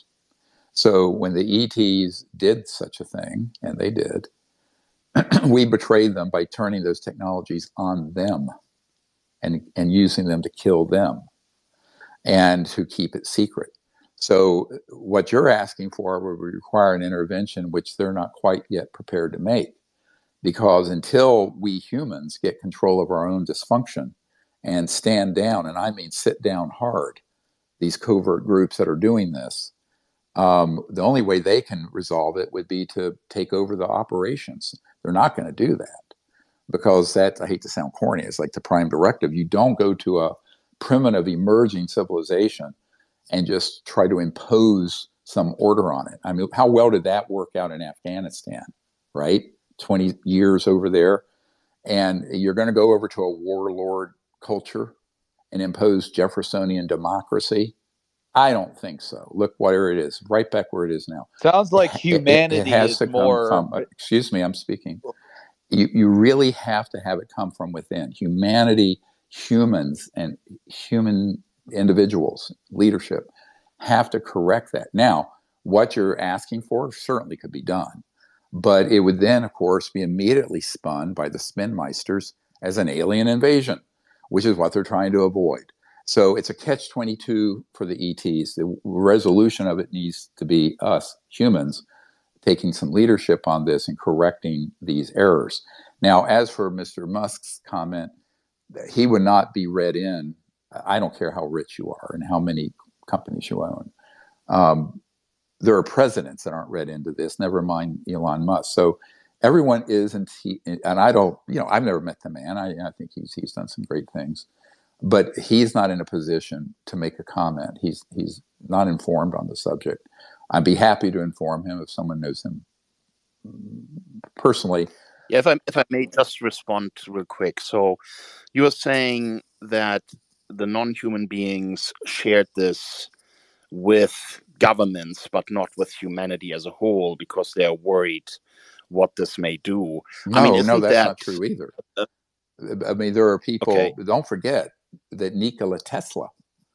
I'm looking out my window at where the Swannanoa Institute is up on the Blue Ridge Mountains there, out of my window, and that's Dr. Walter Russell was the guy who started the Universal One and the Swannanoa Institute. He mentored Nikola Tesla. They had contact with ETs. Many of the revelations Nikola Tesla and many other brilliant human scientists have had been through contact. But what happened to all his technology? Well, he couldn't get it out. J.P. Morgan told him, if you can't put a meter on it, it's not going to come out. This is why we can have a fake Tesla car, because you can plug it into a meter that's a electrical outlet that's running off the coal-fired, gas-fired power grid. It's ridiculous. But if you were to bring out something like Nikola Tesla knew how to make, and others, thousands of people have come up with technologies that have been confiscated. That's the whole point of The Lost Century, the documentary we just released. There's not just a few. There have been thousands of these sort of inventions that, whether through government action or individual corporations or what have you, have been sequestered and kept secret, and if necessary, the people involved just flat out killed. So I think that there have been these attempts, but again, what are they to do if we humans don't get our act together and make this possible? Because they're not going to actually take over the earth unless we got into such a situation that we were facing an extinction level event. My understanding is that kind of intervention, well, let's just hope we don't get to that point. But until then, they've done everything possible, whether it's been with direct government events where they have encouraged a change. One of the things that was asked in the 50s, 40s and 50s, was that the ETs wanted us to not pursue these thermonuclear and other weapons of mass destruction and bring these technologies forward and live together peacefully. Because as Michikaku has pointed out, a level 1 civilization is one that is peaceful globally and not destroying its environment. And at that point, you have sort of a ticket to go out in space and become an interplanetary civilization. We're not there yet, and it's their greatest aspiration that we get there, and it's all of our aspirations, I think, unless you're a sociopath. But the fact of the matter is, well, Dr. Greer, if they are listening to us right now, I got to tell them they need to let the world know what technology exists. They need to let the world know how advanced our lives could be if we had access to you're this so technology. wrong. That is our job. They're not going to hack into the internet and send a message out through CNN, and so remember, any action they take can and will be used against them. In other words, even when they wait, stop. Don't overtalk me when I'm speaking. Excuse me, just one moment. Interrupted me first. No, you interrupted me first, so let me interrupt you as well. If you are right, and all of humanity would understand that these non-humans intelligences are out there and have this advanced technology, what makes you think that humanity wouldn't rise up against the current leadership and say, hey, this is really important for us as humans. We need to get access to this to improve, our state of the But you world. don't. But What that's makes what we're you doing. think that humans can't do that? But that's what we're doing. What you're asking for is what we're doing. That is what we're doing. Quick question. Can I ask a related question? I can't put my hand up, Ashton, unfortunately. go ahead. Yeah, hi. Thank you, Dr. Greer. This is Ashton Forbes. Just want to say real quick hi to Keemstar, Kim.com, John, who I think left, and Jake. But Dr. Greer, I think a lot of what you've been saying meshes with the investigation I've been doing into the MH370 videos. I would love if you looked at the thermal video, which I believe shows a non-radiating barrier around potentially a smaller object, similar to what you were mentioning related to technology. My question for you, though, is what do you think the implications of the technology are? I know you've already mentioned that you think these beings could destroy the planet. Do you think that this might be the reason why it's being hidden from us? To me, it can't be just about greed, although I totally agree with your socioeconomic impact of this technology. Do you think this technology would be that we might destroy ourselves? Because I think that it could be a lot more dangerous than nukes. And thank you very much for your time. Appreciate it. Oh, one last part too is, do you think Congress knows about this technology as well, or do you think they're in the dark? Well, I know what Congress knows because I'm up there all the time. But we'll talk about that. I think the bigger issue is that the ETs, their technology is been studied well enough that there's almost parity in covert human programs for these, and that is how they're being used as a weapon. The ETs obviously have no intention to use them that way, and if they had, they would have done it the instant we detonated the first atomic bomb. But I also want to point out they have been working through people trying to bring this information technology out. They just think that humans should lead that and not them, because if they do it, it's going to be looked at as an invasive, forced situation. And force is the inverse of power, as you know. Real power comes from within. External force, something like this, is always disastrous. They're wise enough to know that, to the other gentleman who was on earlier. So that's why they're expecting us to come together and work together on this. But the ETs have no intention of doing that.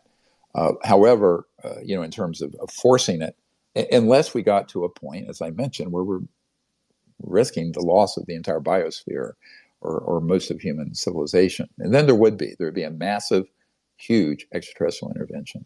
We know this. Now we don't want to go there. I mean, let's not get to that point, please. But, and we may, I mean, as Dr. Bearden said, don't get me wrong, the fools may blow it yet. But the technologies, here's what I've been recommending, is that the level 1 technologies, I just call it something that would sit in your the hood of your car, or sit in a closet in your house and run your house or run your car with free 0 point energy that's rectified into electrical current and wattage. That needs to come out 100 years ago.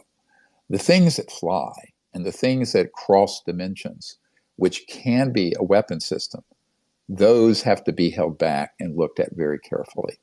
Unfortunately, had the disclosure of those other technologies happened 100 years ago, and we'd become a level 1 peaceful civilization, which we're not, and the biosphere was stable, which it isn't, then we could be peacefully using the transdimensional and electrogravitic technologies. But we're 100 years behind the curve. And for that reason, when and I know I'm in speaking with the law enforcement group and the special forces teams that I'm working with, when they're talking about taking control of these covert black sites from the information we've gathered, I say, look, you're going to encounter technologies that are based on studying extraterrestrial systems that are going to be thousands of years ahead of what you have. So this is a huge problem. And that is the real crux of the crisis, which scares the hell out of anyone at the Pentagon or White House or Congress when this comes up, because there's a covert, not ET group, but human group that have technologies that are light years ahead of a B-2 stealth bomber or what have you. And so how do you unwind that without hitting a tripwire or stepping on a landmine and blowing things up? But yes, the technologies, you're 100% right. The first phase of them could absolutely save the biosphere in poverty. But some of these more advanced ones, I really do think the Earth and humanity needs to become more stable before all of those tumble out of the basket. All right. And because look, I mean, if you're in Mogadishu, you could with one of these, electrogravitic systems, get a dirty bomb over DC in about 2 seconds. I mean, you're not talking about rocket thrusters and jets. You're talking about electromagnetic field and teleportation systems and all kinds of esoteric stuff in physics. So, that kind of technology is in the hands of the very worst people, unfortunately. So I always tell people the situation we're in now is the worst case scenario. The life-saving and earth-saving technologies are withheld, and these trans-dimensional technologies are in the hands of bona fide mass murderers and sociopaths and psychopaths who have this power-hungry desire to control the entire planet. And if they have to get into a brief altercation with ETs or stage one, they'll do it because that's how they can seize power from a terrified public. And I think this is why at this point, there are multiple things happening. There's what you hear about in the media with Congress. There's what you don't hear about what's going on at National Security Council and White House Military Office I'm working with. And there's what you're not hearing about from special forces guys that are separating from military and will be involved with a law enforcement action to get this under control if the clown car in DC continues to be a clown car. So we can talk about that. But that, at a certain point where we're sort of in the getting towards the end of a very long algorithm, and how this plays out is going to be very important to the future of humanity and the earth, and it needs to be handled well. And not, we need to be careful not to play into the hands of the folks who have made the architecture around this such that, and the information warfare around it, such that everyone is primed to believe there's a threat from outer space that we need to fight. Now, that is the end of the world as we know it. So I think we have to look at this with people who understand it well and not go down that path. But the technologies absolutely are right. You can create an opening in space-time. You can put an energy field around an object and it disappears. You can move, you can actually alter the continuum of space-time. I know a scientist I've worked with out at his farm north of the Redstone Arsenal, where I was in a skiff with him. He could turn dials in electromagnetic fields and have boulders move on his property from where they were 5,000 years ago to where they are now, that kind of thing. I mean, time snaps and weird stuff. And this was human. The guy was a genius. But I think that those sort of things have other applications, however. As a doctor, I can tell you that some of these technologies applied towards healing and to diseases would be curative. And so there are many, many good applications, but like everything with humans, I always joke as an emergency doctor, you can take a knife and put butter on your bread, or you can take it and slit someone's throat. Unfortunately, I've seen both. And humans have this proclivity to take every advancement in technology and first turn it into a weapon of war.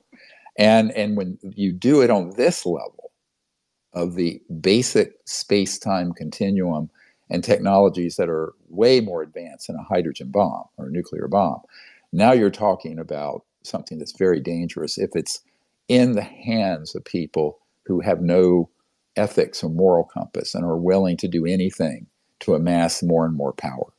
And so I think that's where my disappointment has been since the 90s, is seeing that no president has wanted to take this on. And many people in Congress, when they learn what they're dealing with and who they're dealing with on this planet, they get intimidated. So, it's a bit of a process. 30 years into it now, since I first briefed the CI director for Clinton, I look back and I go, well, the big problem here is vision and courage to do it, because when you're dealing with these sorts of folks, they're nasty, and they don't mind killing people, and they don't mind intimidating people. So I think that one of the big issues is how far will let's say bureaucrats and politicians in Washington or London or anywhere else take this, and to what extent. This is why I've always said the Disclosure Project movement is a global movement of people, and we hope the people can influence their leaders. But in reality, I've always viewed it, if the people will lead, the leaders will follow. And I've been told by so many staffers of senators and stuff, you need to get more people behind this. You need to get more coverage. You need to get the public behind this, because many of the members of Congress are afraid of, one, being ridiculed, or two, running up against something that's powerful without adequate support from their constituents. What do you believe the correlation between? Dr. Greer, just real quick, one comment about all of this. So thanks first for answering my question. One thing that I don't understand in everything you've just said, and you are a medical doctor, you have that kind of training. What's wrong with a sign, let's call it a miracle, of providing humanity with advanced technology to cure cancer? Wouldn't that be seen as a very good faith move by these intelligent non-human beings to help us? And wouldn't that build trust towards humanity being accepting of these non-human beings? But see, your question is based on a fallacy. Your question is based on the idea that perhaps that hasn't happened. But who's going to bring it out? You? You have the clout to go up against this group? Have at it, baby. No, let me finish my answer. Okay, yeah, so are there people who've had these sort of breakthroughs? Sure. Where are they? They're confiscated. There have been the American Federation of Science, it's a very mainstream group, said there are 5,000 and some patents that have been confiscated under inappropriate use of the national security provisions. People who don't even make it to the patent office have thugs break in and steal these sort of systems. The idea, the reason they'll let something like a plug-in electric car go forward, that it doesn't change the fundamental dynamics at all. It may be making us go backwards, in fact. So I think that the things that would actually be a game changer are ruthlessly suppressed. And I think people make a very big mistake in thinking that the organization that would want to keep, whether it's something that would disrupt the medical industrial complex, or the energy sector or transportation sector, that someone coming forward with that would just be able to waltz out there and do an IPO on Wall Street. Unfortunately, that has been attempted for 100 years, and there are just thousands of people over the years that have had their devices confiscated or have been killed. So let's say the ET craft lands, puts it on a silver platter, hands it to you or Mr. Musk. Who's going to bring it out to the public and survive the... I would love to answer that question. Yeah, Dr. so Greer. have at it. It is not necessary. It is not necessary to share it with individuals. We live in a world today where the technology exists to share it with the entire world over the internet in an instant. You don't need to prioritize certain individuals or certain governments. You can literally broadcast this to the whole world. Sure, and that's what they're expecting us to do. But we're the prime residents of the planet. We've created the problem. We're supposed to cure it. Now, why? I think it's educational. I think it's evolutionary. The problem is, I don't know if you have children. I've raised 4 and have 12 grandkids. But if every time your little toddler started to stumble and fall down, you swooped in and picked it up, it would never walk. Humanity is going to have to learn to do these things without it being imposed externally. And what you're suggesting, they certainly could do, but it would be a worst case scenario. First of all, the rather evolutionary and salutary process of humans getting this right ourselves would be disrupted. And number two, I seriously doubt that it would do anything but cause worldwide panic. because the whole problem with this is that everything that the ETs do is turned into an alien invasion week on the History Channel. Let me give you a very good example. This is very simple. Some years ago, we assembled a number of people who had been at nuclear facilities where these objects had been seen, and in several cases, there were malfunctioning thermonuclear weapons that they went in and fixed, because if they had gotten overheated and gone detonated, it could have triggered World War III and the end of life on Earth as we know it. Now, in each of those cases, after we assembled these folks for the Disclosure Project in 2001, there were charlatans that gathered them together and then respun the narrative that the aliens were invading our thermonuclear sites and were a threat to the national security. So same facts, 280-degree opposite narratives. And the organization that would like the narrative to go in the direction of a threat is always going to hijack such an event like you suggested and turn it into Alien Invasion Week. So look, they're way too smart to trip over these tripwires and step on those landmines. And I think that while it's very interesting, I call this kind of a cosmic codependency, where we're expecting some big brother or someone from out in space to fix our problems. I think on the contrary, all things are possible if humans would evolve and come together to fix these problems ourselves. And then you will see these ETs come and assist a great deal. But I don't think they're going to do it. As I said, my understanding is that they're not going to do such an intervention until it's a worst case scenario. And there are no other options open on the algorithm. You're at the end of the algorithm. What do you think and that's what I mean with lacking morality, because if you have to wait for the ultimate disaster to strike before you come in and intervene, I think they are lacking morality. I don't like an alien. Well, you don't. No, we're lacking morality. And yet now you are interrupting me, Dr. Greer. That's not polite. You asked me not to interrupt you. Can I have the same? I thought they were interviewing me. Are they? Who is this that they're interviewing? You guys are. So it's okay for you to interrupt everyone, but not for me to cross-examine you a little bit on your ideas. No, because you're just keep misphrasing the same thing. We're going in circles. They're not Let's being take immoral. it to. Wait. I got a question. They're waiting. They're waiting for us to get a scintilla of morality. That's it's the other way around.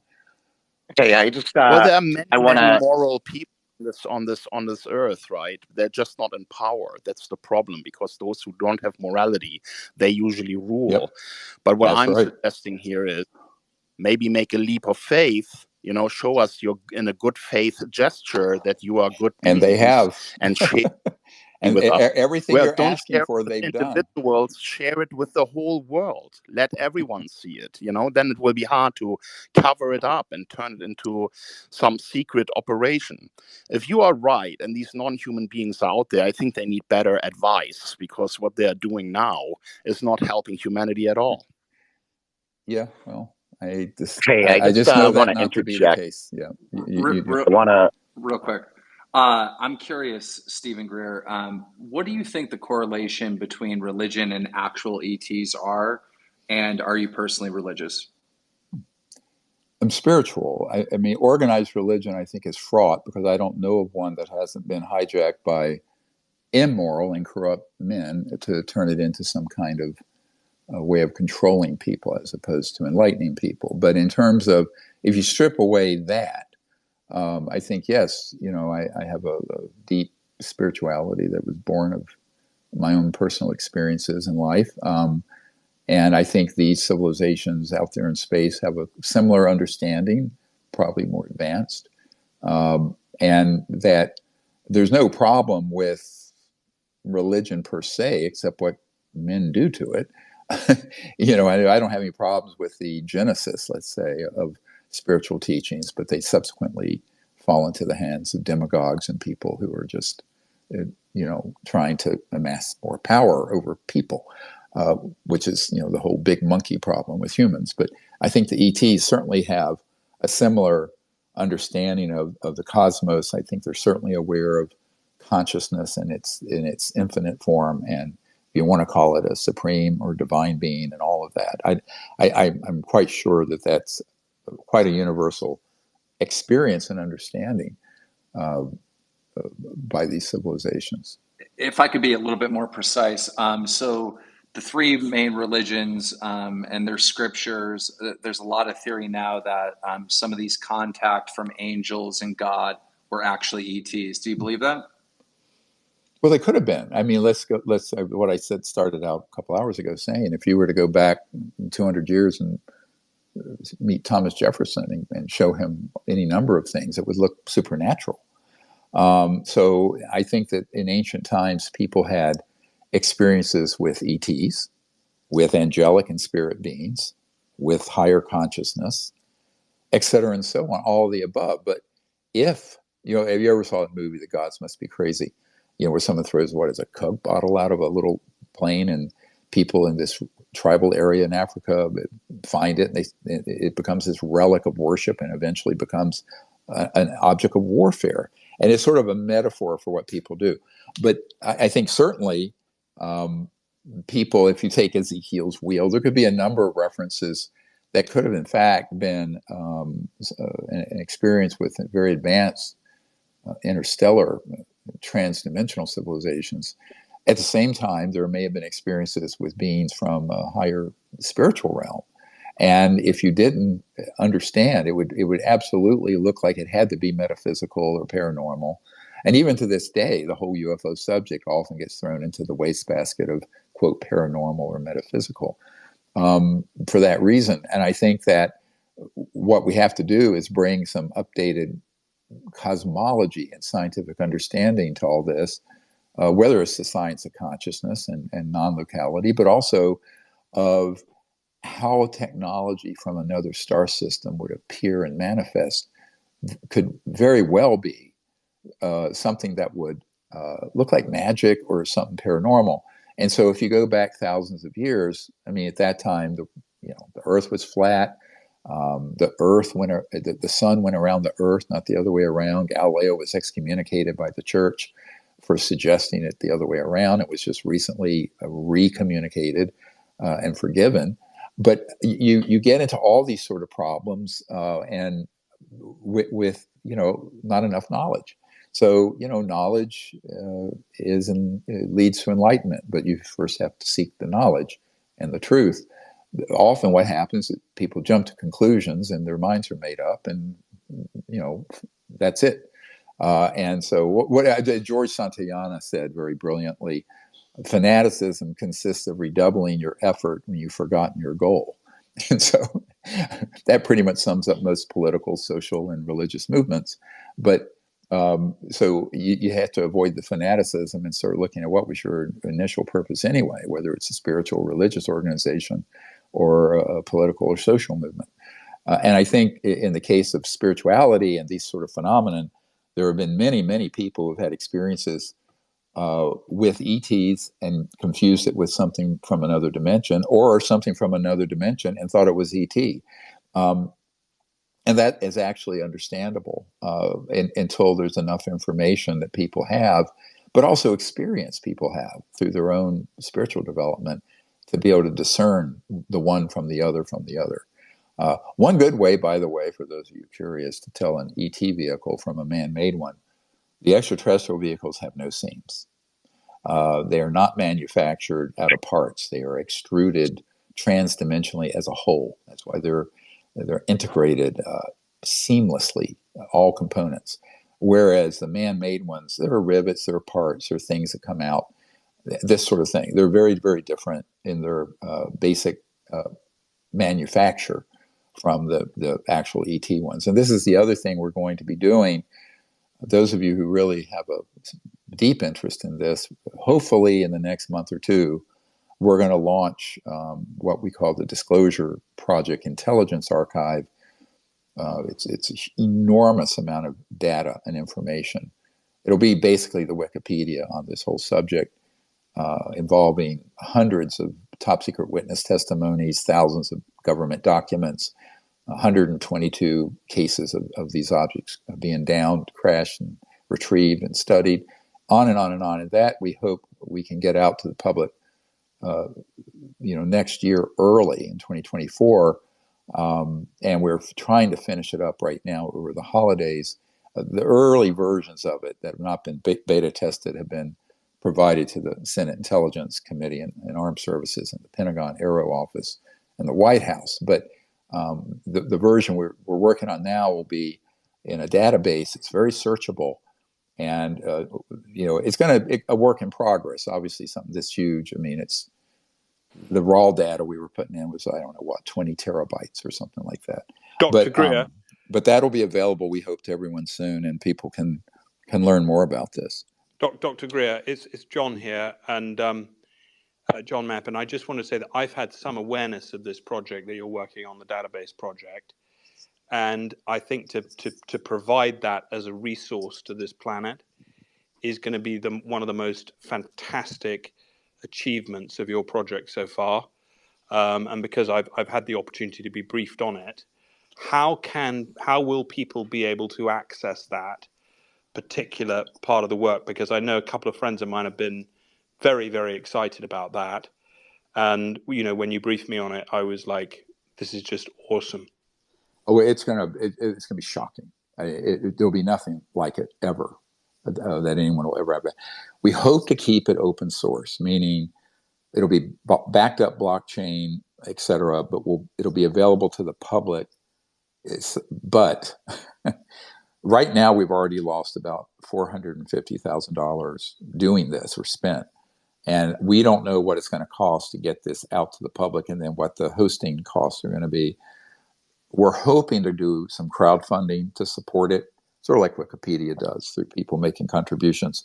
If that doesn't work, we may have to put a mandatory paywall up, but I don't want to do that. I want to make it so all 8 billion people on Earth could have access to it. We're still trying to do a feasibility study on that, because this is not my wheelhouse as a doctor. We have data people looking at it. Well, please send us the details of how we can help. Well, we will. Actually, after the new year, we're going to announce a crowdfunding project, and then very shortly thereafter, the sort of first beta tested version of it, we're going to put a huge announcement. So if you go to my website, drstephengreer.com, you can sign up. It's a free email newsletter, and we'll just send you a notification. But I guess, John, you could send something out to people through this too. But we'll send out a notice, and we have a few million people who follow us in social media and YouTube, and we'll announce it, and then we hope it just goes viral, because people will be able to jump on there. And what we don't know, we're going to have to have it hosted well enough that the whole system doesn't crash due to volume, because the bandwidth used is going to be enormous. I don't know if you can even envision this. I have 100 and some hours of top secret military and intelligence witness testimony, the raw footage of which will be in there. All 750 whistleblowers' information, but not their personal names if they don't want them out, but what they knew or a synopsis of it, all will be in there. All 145 illegal black sites around the world that are have underground and above surface facilities, including the project code numbers, the building names and numbers, will be in there. We're not going to hold any of this back. So it's going to be, of course, risky, but we're just going to go ahead and do it because we know time is getting short. And Dr. Greer, the BARC community would love to help crowdfund and sponsor that project. I think it would be perfect. Our community loves your work and loves the truth that you're putting out. So we would love to help sponsor that and be a part of that and really help get the word out, especially on the blockchain front. I think that could be a perfect way for the BARC community to help make that happen to the best of our ability. Yep. All right, ladies and gentlemen, just for the sake of order, if anyone has a question, please raise your hand. Do not interrupt anyone. It's very disrespectful and rude. So just with those certain ground rules, we have a couple people with their hand up right now. And Dr. Greer, Dr. 22 has a question for you. In 1984, I see you. I know you had your hand up for a minute. We're going to get to you. And Jordan, I believe. Hold on. Jordan, we will get to you as well, but please, if you have a question, raise your hand and do not interrupt anyone. Let's keep it cordial and let's keep it clean. All right. Dr. 22. Hi, Dr. Yeah, Greer. So, as I'm sure you know, in December 2020, the former head of Israeli Defense Ministry Space Directorate, Haim Eshed, became vocal about the Galactic Federation, and he claims that extraterrestrials have been communicating exclusively with the American and Israeli government, and that the USA is sharing bases with ETs underground on Mars. I'd love to hear your opinion in how accurate his claims are. I don't know him. I do the one data point. First of all, I seriously doubt that there's only two countries are involved with, and secondly, I don't know that there's an ongoing cooperative situation. There's one that existed some years ago. But on Mars, I do know the head of Army Intelligence, General Stubblebine, did tell me that, of course, these short range, meaning not interstellar, but within our solar system, craft we had been to Mars, and that there was underneath, he specifically said, underneath the surface of Mars, an extensive ET base. And I've heard similar information from other folks who've imaged in classified, sequestered systems at NASA, the Goddard Space Flight Center, some scientists I knew there, and a couple other sources. So I think that part of it is substantially correct. As for this sort of only Israel and America communicating and that I doubt. May sound patriotic to him, but I think it's completely not true. And then lastly, the civilization that people say an intergalactic group or galactic group. It's not galactic, it's intergalactic. It's interstellar because the Milky Way galaxy is extremely small. It has 100 billion star systems. The twin galaxy next to us is shaped about the same, a spiral, is Andromeda. That's a similar 100 billion star systems or so.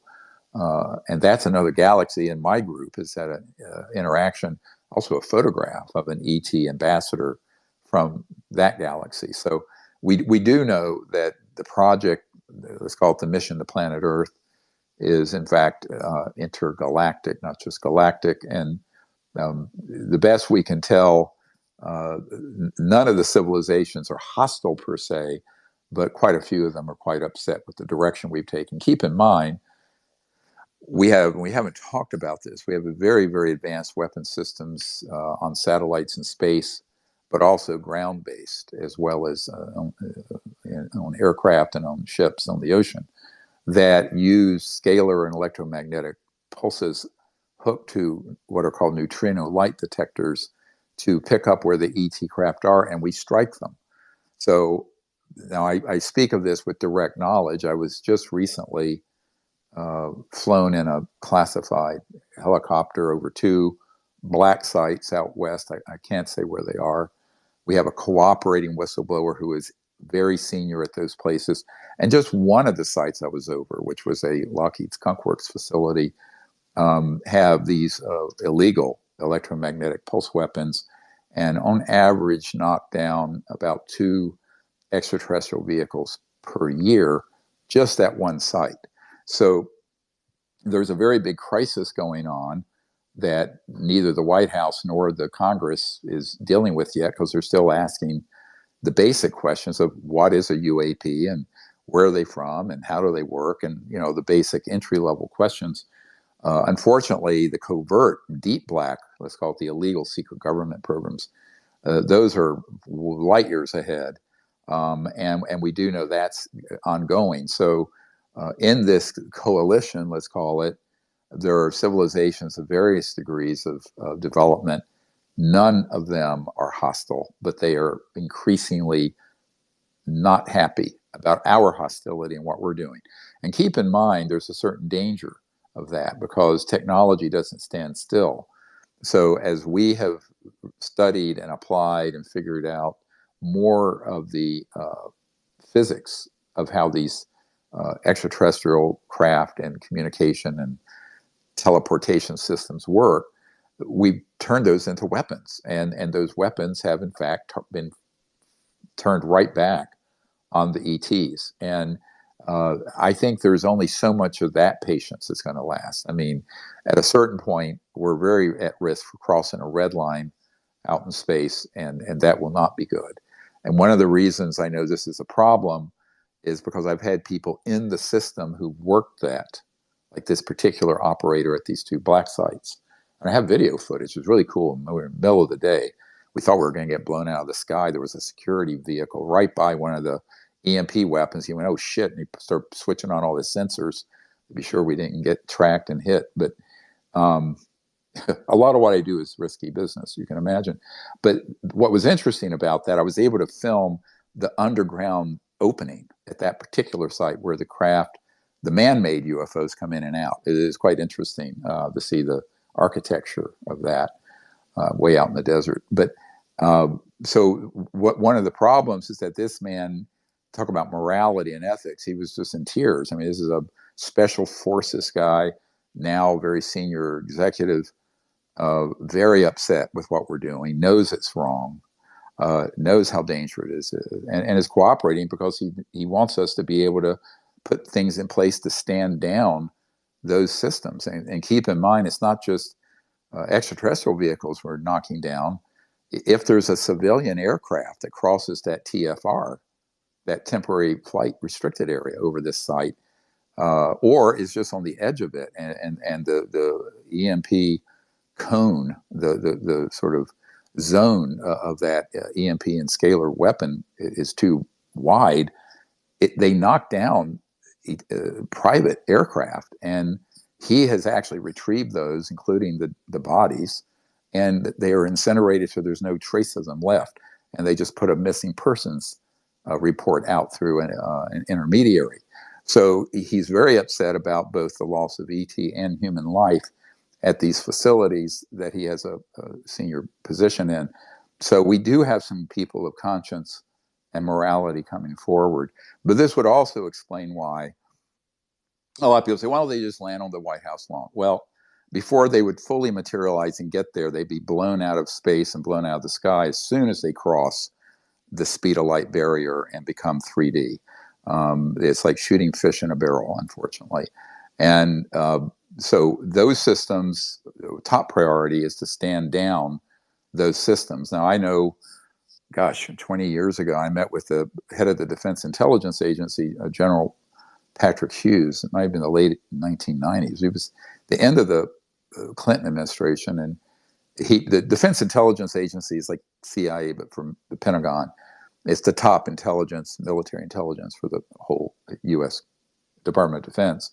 And the 3-star general I briefed wasn't read in, but he had heard things that some operations that we were doing covertly related to UFOs were very dangerous, but he didn't know what they were. And when I told him this, he was extremely upset because he had not been read in or briefed on it, but he knew how dangerous that kind of stupidity is. So one of the proofs that these civilizations aren't hostile, those people I've worked with from Area 51, from Edwards Air Force Base, Eglin Air Force Base, Wright-Patterson, Dugway Proving Grounds, all the really top, Pine Gap facility in Australia, all those men have told me, my God, I mean, the things we're doing, if these guys were hostile, we'd be smoked. We'd be gone. And now, of course, it doesn't make for a good science fiction movie like, Star Wars or Independence Day and all the tabloid rubbish. But the fact of the matter is, they're given their technological capabilities and given our foolishness, that's all the proof you need to know that they are not hostile. But I think that we're in a situation now where the technology curve has gone so far up in terms of our capabilities covertly that I'm not sure how long that largesse will continue. And so I'm overtly telling people that we need to make a change fairly quickly and do a U-turn off the path we're on. You know, Dr. Greer, before I get to 1984, who's had his hand up for a minute, so I really don't want to elaborate on this too long, because I want to give the other speakers a chance to ask their Mm-hmm. question. But I think what you just said there is incredibly important. And, you know, throughout this whole conversation, you have been saying that, no, they can't just land on the lawn. You know, Kim is saying, why don't they do some type of widespread exposure? And I could see how that maybe would cause mass pandemonium. So I don't think that is realistic either. Now, on the flip side of the coin, as you have said, the government is now at a level where I've seen some things in your documentary where they can now, quote unquote, take ET home. So it would be very, very easy for them to fake some type of UFO Oh yeah. attack. And I do think timing is of the essence. Yeah. So, and without getting too long winded, because I definitely want to give 1984 a chance to ask this question, and then we have Jordan. I mean, at this juncture, I believe that we could potentially be a year or maybe even 2 years away from some type of false flag attack. I do not believe we have any type of luxury of time at this point. Secondly, as you have mentioned, these people are absolutely ruthless. So nobody is going to take them on Yep. one. So what I usually do say on my Twitter account, the only way that we win as a collective is with non-compliance. And what I mean by that, you cannot give in to the objectives of their psyops. And that is the only way I see us being able to overcome what I feel is very, very close to coming to fruition. Well, yes. So, Well, I and I mean, you agree have with a, you. The time is extremely short, and we all know that. Those people who worked in the system, and which is why people are defecting from inside. They see we're in trouble, and I even had the former chairman of a Fortune 100 company contractor dealing with this issue approach us. Of course, he immediately had his whole family threatened with being killed. But I think that is why it has to happen pretty quickly, because the false flag operation already started in the 1950s with man-made craft, the faked alien abductions and mutilations and all that. And any of the scientists involved have known for years that those events are not extraterrestrial in origin. They're human stagecraft and staging. Of course, I mean, it doesn't do much for the cottage industry of abductions and mutilations and ufology to say so, but because it's not as sexy as aliens, raping everybody. But because people love to be afraid, and people love horror movies, and people love negativity, and people love war. But this is at a point where war at the level of these technologies is so much more Earth civilization ending than a thermonuclear one, which would, of course, be enough to end civilization as we know it. But the ETs, I think they actually will, at some point, have to come forward if we keep dropping the ball. What I keep saying is we're the denizens of Earth, we're the children of Earth. We need to take the lead, and they will then assist. And they have.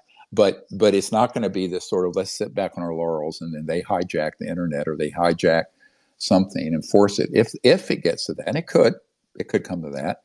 That's the worst case scenario, not the best. That outcome is what we want to avoid by coming together. I agree with you in a collective of telling the truth and bringing the technologies forward, bringing the information forward, encouraging our leaders to take responsibility for this, making a call for more whistleblowers to come forward who have direct information, and I'm glad Mr. Grush came forward, but he's secondhand. We need to have what I'm handing over next week to the House Oversight Committee, or a list of people to be subpoenaed that are directly firsthand, who handled the craft, who handled the bodies, who've been on missions where we've downed these objects. Those are the Disclosure Project people, not the secondhand. Everything so far have been secondhand folks, right? Or a pilot chasing one at some distance. So what we need are these deeper whistleblowers and folks come forward. But the more you're intimately, directly involved with the project, as opposed to a passing sighting, such as our jet pilots have had there with the Tic Tac, the more you know how dangerous it is to come forward. So I think that's why one of the things we asked for that we didn't get was a witness protection program for the very high value witnesses we have. But there are some, I just have one that just surfaced from Edwards and also Nellis, Area 51, who's a retired Air Force officer who is willing to come forward and is willing to testify openly for the Congress. So we are finding some people willing to do that now. There are others that we would subpoena because they want to be forced to. Basically, they want to be forced to, otherwise to be in contempt of Congress because they're still terrified of their non-disclosure agreement. So one man I'm working with had an 80-year non-disclosure agreement he signed, and he signed it when he was in his 50s. So, obviously it was signed, made so that he couldn't speak until he was no longer on the planet, right? So, but he's reached out, but he's going to have to be compelled. So it's complicated, and that's what we're trying to negotiate and get through the Congress. The next best approach would be law enforcement just decides to go in and stand down these operations. Yeah, and I think it really just comes down to safety and numbers. These people, like you said, were up against extremely ruthless people. And if you don't have the safety in numbers and safety in awareness, it's going to be an uphill battle. 1984, I apologize for making you wait so long. What's up, my friend? No worries. Thank you, my fellow reptilians. And Dr. Greer, I'm a huge fan of your work. My question to you is, have you ever come across any evidence of extraterrestrial panspermia or any changes that have been made to the human DNA or the human genome as a direct result of extraterrestrial interference? Or augmentation. I don't have anyone who's been able to prove that. My own personal view of it is that there's a big evolutionary gap from a Darwinian point of view that is not explained, and very well may be the result of there having been ET involvement with the advancement of human intelligence and human consciousness back some time ago. And in fact, there could have been more than one intervention. My own understanding of it is that the Earth and other planets that are emerging become a project of development for intelligent life in whatever sector of the cosmos they're in. And also keep in mind that there have been civilizations on the Earth for which we have very little history. I have a man that I work with he works under contract with IT&T, but he's actually CIA. And occasionally he's a physicist, and he's occasionally given an artifact that's hundreds of thousands or a million years old. That's a technological object long before there was known human. And some of them, he says, appear to be of extraterrestrial origin, but a lot of them are of human origin, but from a civilization or civilizations that existed pre-recorded, sort of antediluvian, for which we have no historic record. So I think that the Earth holds many mysteries. There's been life in one form or another for 700 million years here. Homo sapiens are relatively newcomers. And so it's very likely there have been evolutionary steps taken and involvement by extraterrestrial civilizations throughout the evolution of Earth. I mean, some people have felt that the Earth may in fact have been somewhat terraformed, to use a sort of Trekkie term, but where, there are a group of computer scientists got together some years ago, probably about 10 years ago, and calculated at normal evolutionary rate of mutations in Darwinian theory that the genome on the planet, the genetic biodiversity on the planet, would take about 4.5 billion years to evolve under those models. But there's only been life for 700 million, and any advanced life for much, much less. And so how did that happen? And there are some species on the planet that don't seem to have a very solid Earth-based evolutionary source. So there are some anomalies. And now, is that proof? I don't know. I mean, ancient archaeological items like that are not my particular specialty, but I have run across that. So I think you're your question is spot on, that there's been some kind of involvement that goes back long before known human, and certainly, antediluvian, pre-biblical, pre any recorded history we have, because I also heard from, I guess everyone's heard of the Sphinx in Egypt, in the, not the Great Pyramid, but the Sphinx itself is older and appeared to be there before the quote unquote flood, some kind of geophysical event that happened. It did happen. And that underneath the Sphinx, there was a project many years ago where they were going to put fiber optics in the chamber under there to see what was present. And Mrs. Boutros Ghali, the Secretary General of the UN that I briefed initially back in the 90s with Boutros Ghali, who is Egyptian. He was Coptic Christian, and his wife Leah was Jewish, ironically. So they would host us in New York for meetings. And she told me that they were very instrumental in helping to organize this expedition. And they did find objects underneath the Sphinx, but that the head of the antiquities in Egypt was actually had a side gig undercover with CIA. All the material that was there was confiscated and disappeared.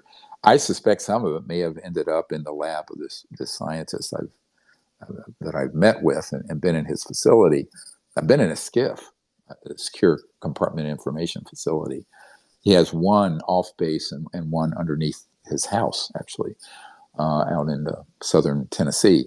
But what's fascinating is that you think about that, you think, wow, what kind of civilizations, when people talk about Atlantis and Lemurian Mu and all that, but where there's been artifacts found.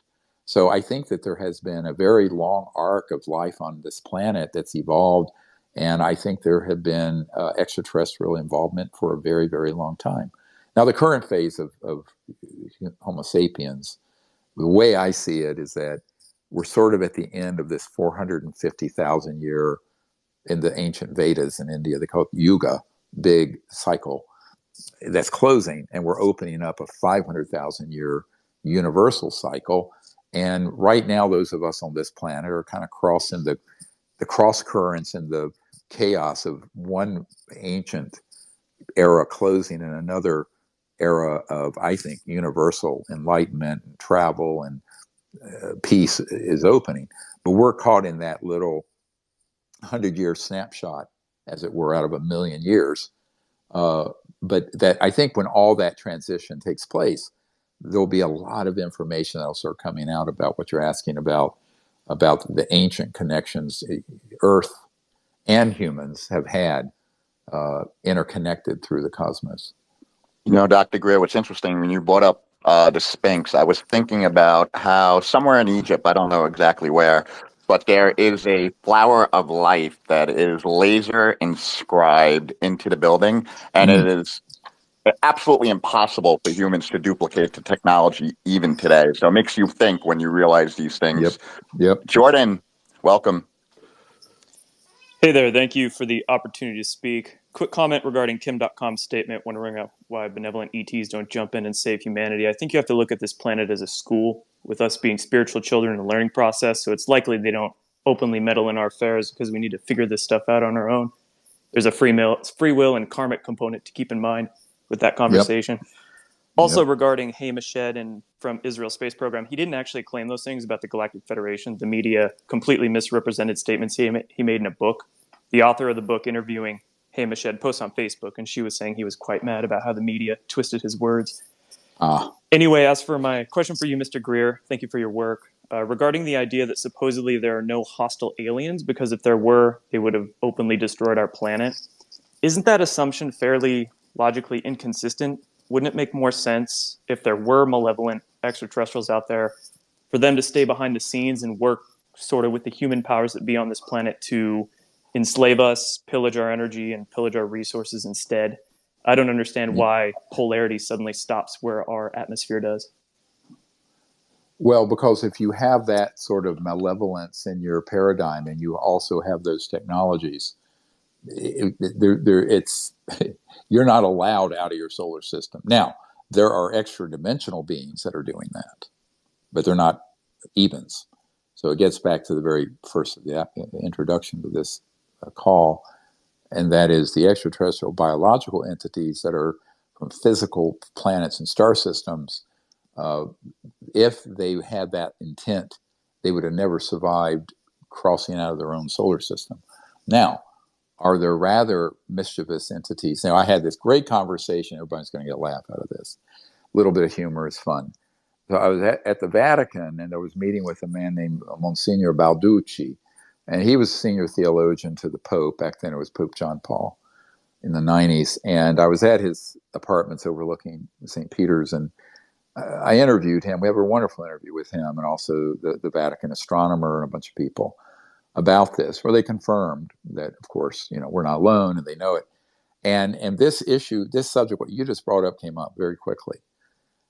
And it was interesting because Monsignor Balducci was a demonologist, of all things, and a theologian. And he said, oh, yeah, neither angels nor demons need flying saucers. But so we started talking about this whole, I call it cosmological indigestion, where various phenomena get mixed together, quite understandably, in the early days of investigating this. But that if there was a civilization that was from a 3D planet and star system with that intent, that had a technological capability, there would be no need to do all of that sub rosa behavior, because they could simply shut everything down and take it over or eliminate the system. Now, are there sort of negative entities that would have that inclination? Sure. One of the senior members of this cabal of folks keeping this secret that I know is a Satan worshiper, and his wife is a devil worshiper, and he's been a colonel in the army, and they're whacked out, and they're really into that dark energy and dark side of things, and they have technologies that can create a vector into those creepy dimensions and pull things into this dimension, etc. One of the things we haven't talked about are the technological capabilities that cross dimensions. And I know this happened at Montauk. It happened at a few other places.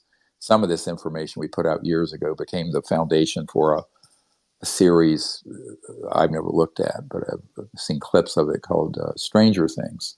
I think it was on Netflix or something. And but those technologies, it's like the Skinwalker Ranch out in Utah. We've been out there. Those technologies that are human can create a vector into these other dimensions and bring all manner of troublesome things into this dimension. Now, those are extra-dimensional and interdimensional technologies and beings, not extraterrestrial. But they kind of get all mixed together because there's a lack of a good operating paradigm in cosmology. So yes, absolutely, that exists. But the other, I wrote sort of an analysis of this back in the early 90s called the sort of the cosmological barriers to hostile civilizations banging around the universe. Because, for one thing, this so-called interstellar coalition wouldn't allow it. And secondly, if they did, if they were of that mindset, they would be where we are now. And that is where we're at each other's throats in a malevolent way, facing thermonuclear war and endless wars, like humans are now. And so such a civilization usually implodes and kills itself before it can escape its solar system. But these other things, let's call it stranger things, that's different. And but it's yes, but is what I would say to your comment. But again, everyone wants to believe in the cowboys and Indians of good and bad aliens, because that's basically in our biogenetic programming. We grew up, we're 98% identical to chimpanzees. They organize into troops and have wars, murder each other, etc.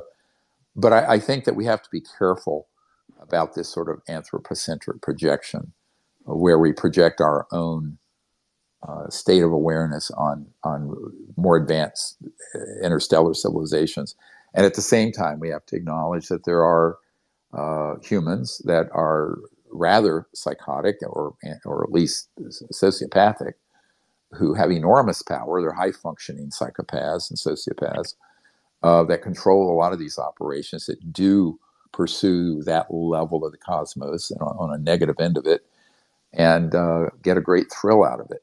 But as I understand all this and have seen, and having worked with scientists who have created toroidal devices where they can tap into some, like the ninth ring of hell and bring some bogamy creature right into 3D running around a laboratory. This is not a myth. This is not something science fiction. So, that's very different, though, than an interstellar vehicle with EBINs on it that are extraterrestrial from another star system. However, because of the fact that an interstellar civilization has to become transdimensional to go from point A to B, and even if they're hovering in the atmosphere or outside your window, they could be shifted into these other dimensions. It's really easy to confuse the two. That's the only caveat. It's the main caveat I'm trying to provide.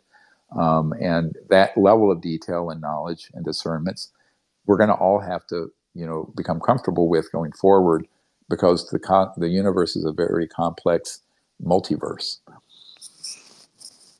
You know what I was thinking while you were talking about all this? The interdynamics, and it's too long of a conversation likely to get into right now, but the interdynamics between let's just say the watchers and then these interdimensional species, and what is the hierarchy there. And I think Jordan mentioned something good in regards to why they can't just land on the lawn, is because it's a school, right? We're here to learn, we're here to evolve. And I think at the end of the day, it's all about evolution. And I think certain people want to push things one way and other people want to push things another way. And then there's also agendas in place which block all of this stuff. But at the end of the day, this whole game is about evolution, in my opinion. And there's higher beings and different species, whether they're interdimensional or intergalactic, that are interfering in this process for whatever reason. Dr. 22, what's up, my friend? Hey, so Dr. Greer, I'm trying to figure out the words how to ask this as respectfully as possible. For everybody who's not aware, General Stubblebine, I can't remember his name, sorry, offered you $2 billion to join his team. Yeah. I'm curious what you attribute your longevity to, as to, why they just haven't taken drastic measures against you. Well, again, the question is based on a fallacy. They had taken drastic measures against us. As many of you know, 3 people on my team were killed between 1995 and 1998. I was almost killed. And someone had come to me and offered executive protection, TWEEP, terminate with extreme prejudice, against these sort of folks. Starting in 91, I said, no, I didn't want to get involved with that. I'm more of a meditation teacher and doctor, healer, and other things. And I didn't want to go there. And after this happened, I said yes. But back in 92, when General Stubblebine offered me that amount, of course, he then went by my back to my wife, who it's her 75th birthday yesterday, by the way. And we're going to have to go soon because we're going out to dinner tonight. But I think that what happened is, they were very unhappy with what we were doing. They were most unhappy with the CE5 contact. What most people laugh at and dismiss was their biggest concern. And the reason for that, and this is where you really do a collective, whoever mentioned that earlier was spot on, mass consciousness coming together to make contact with these civilizations, that's what they're waiting for. They're not waiting to break into the internet. They're not waiting for the president at this point. They're really waiting for us. And so the question is, what is the response of humans going to be? So the whole Close Encounters of the Fifth Kind documentary, and the hundreds of millions of people have seen it. And luckily, with the app has been in the top 10 apps for educational apps for 3 years now. And all kinds of interesting people are out there.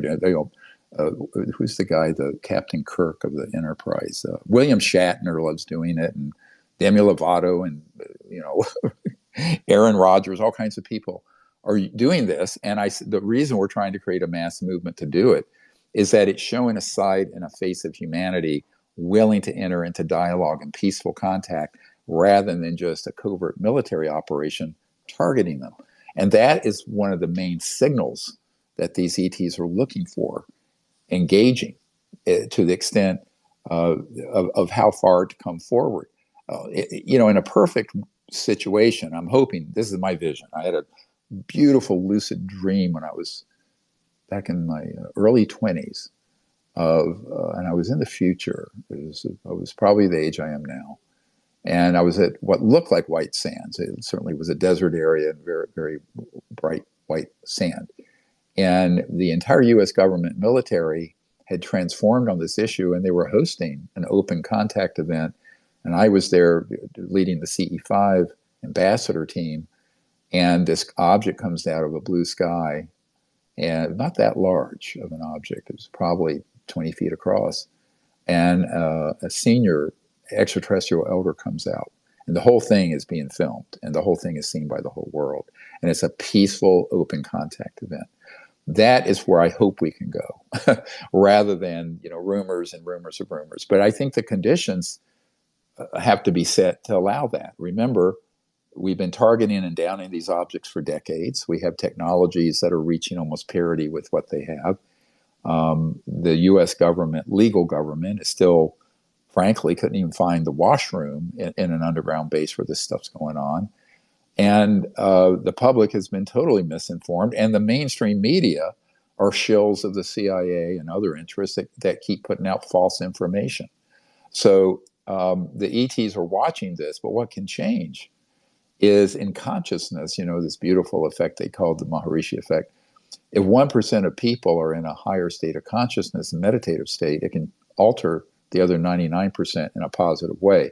So we've had a goal of having 1% of the population, which would be about 80 million people globally, doing that and making peaceful contact. And that would change the whole energy of it to where this lucid dream I had of the future back in, it must have been in the early to mid 1970s, could happen. And I'm still cautiously optimistic that can take place. So that's what we're working towards. And I think we can do it if we all came together in a positive level of consciousness and work together in a collective. Dr. Greer, it's interesting you bring that up, and I do know you have to go soon. I have to go myself. It is interesting you brought that up because that is the reason why the BAR team got together. It started off as an art project, and then we started doing these spaces. And what we are aiming to do with these spaces is not so much rock the boat, but bring awareness. And as I've said before, it is all about awareness because the people we are up against are the most ruthless people that you will ever fathom coming across. Absolutely brutal. And so to ask someone to take them on one-on-one or 10 on 100, whatever the case is virtually impossible. The only way you can do this is by informing the populace, making them more aware. And then this way, the people who you work with will feel more brave to come out into the public. So if you guys in the audience support what we do and you want to see more wonderful guests like Dr. Greer, take a look at the main Barcoin account, the host account, give it a follow, check out our Telegram. We do have an NFT collection coming out in January, which will be a buy and burn. We're expecting about 20% of the supply to be burned. Next month, we'll be starting a huge TikTok and YouTube marketing campaign. And simultaneously, we do have partnerships with a company called Degenerate Casino, which will be raising funds to put a lot more power behind this project and bring more guests like Dr. Greer, who you did a fantastic job today. I just want to say I really enjoy your work, and I do appreciate what you have done throughout your career. I think it's very impressive. It's very bold. And if you had an ending statement for us, what would you think it would be? I think the ending statement is that people, if they can, to help us with what we're doing with the Disclosure Project effort, and you can follow us on social media, which I guess is on here somewhere, but also with the Disclosure Project, Intelligence Archive, stay tuned for that. And also do the CE5 contact. I mean, just try it, gather with some people. one of the problems with this whole field is that there's too many people talking about things that they've never seen. And so seeing is believing. One thing, I have been now for 50 years doing contact. For 33 years, I've made teams all over the world. We have millions of people doing this. No one has ever been harmed. No one's had anything scary happen. No one's had an encounter with a negative ET. And I would take those hundreds of thousands of hours of people's experience and direct contact experiences over the rumors of rumors of rumors of rumors of rumors of rumors of rumors that get put out there for their psychological warfare value. So I would tell people the foundation of science and actually human evolution is direct experience. So put down your smartphones and computers and go out and meditate and invite and see what happens. If you do it with a pure heart and an open mind, you might be quite shocked at what happens. Dr. Greer, is there a technique? Dr. Greer, can I just go ahead. Can I just throw in 2 cents here? Because I don't know if you remember, Dr. Greer, but during the COVID lockdown, very kindly granted us an interview here at Camelot Castle, and the Duke of Marlborough was tuned in, and thousands of people were listening from all over England of what you had to say. And you described at that time the concept of getting into telepathic communication with ETs and extraterrestrial beings. And I didn't know this, but at the time, my 5-year-old son was listening to the broadcast upstairs in his bedroom. And I go upstairs and he said to me, "Daddy, that was very interesting. I've just been in communication with some extraterrestrial beings telepathically." Yeah. And I said, "Well, Caspian, that's very interesting." Now, I didn't know this, but at the very same time, his parents, his grandparents, who are Russian, they were staying over here from Kazakhstan, and they were walking outside Camelot Castle, and they actually filmed 2 craft moving around outside above Camelot Castle at the exact moment that Caspian had been, unbeknownst to us, engaging in some type of an attempt as a 5-year-old to get in touch with these extraterrestrial beings. And funnily enough, they videoed these craft above Camelot, and it's very, very clear that they're not satellites at all. Right. It's not a particularly clear video, but it is. I don't know whether this is a coincidence or whether my son, in fact, did manifest these craft. But there's no question that if it is a coincidence, it's the most bizarre coincidence I've ever run into. This all the time, and it's because I tell you, John, a pure-hearted child or a pure-hearted adult is much more likely to have contact with these civilizations than the president or the Secretary General of the United Nations or astrophysicists at Harvard, because if they're pure, if they're pure-hearted and pure of spirit and clear of mind, that's what these civilizations are looking for. And that's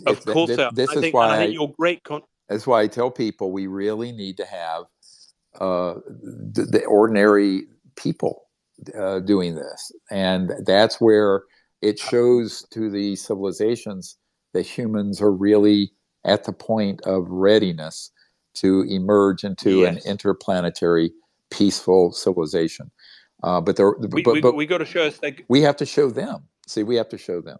We got to show them our good side. We've got to show them that we basically are decent beings. And I think the greatest contribution, if you don't mind me saying, that you've made is, as you said, if these guys wanted to destroy us, they have technologies that could destroy us in, half a second. They could vaporize, they could knock the air cover off this planet. They could vaporize this planet in 30 seconds. If the powerful ETs out there with this technology, they have technologies that are off the scale. Oh, yeah. And the fact that we're still here is a testimony to the fact that they want us still here. Well, they're very patient. They're very patient. Very patient. Incredibly patient. Incredibly patient. And as any sentient life form is genuinely patient and is genuinely merciful. And so I think this philosophic aspect, and I think one of the things I would urge you to do, Dr. Greer, is to codify a book of your personal philosophy. Because I think you've made observations that are so valuable that they should be codified. And I know your immediate project of getting the disclosure data out to people is and the archive is going to be priceless. But I also think that your personal philosophy is really priceless. And I thank you so much for allowing our family to put you together with the BART community. And there is a community building. I don't fully understand crypto myself, but I've definitely bought a few BART coins, and I'm thoroughly enjoying watching them going up and down like horse draws. And let's see what happens. I support this project because it's going to be a big community of truth seekers, and if Camelot Castle and if a few of our friends can help in the export of truth, then we're all for that.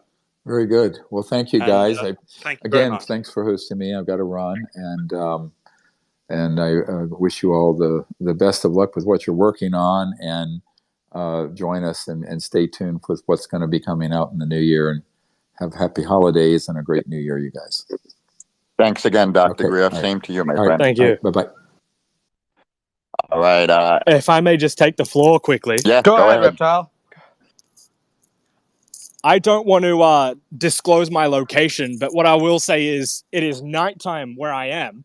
And prior to jumping on the space, I had actually called my friend terrified, screaming, saying, we live in the same building, saying, bro, I'm coming up to your room right now because I'm shitting myself.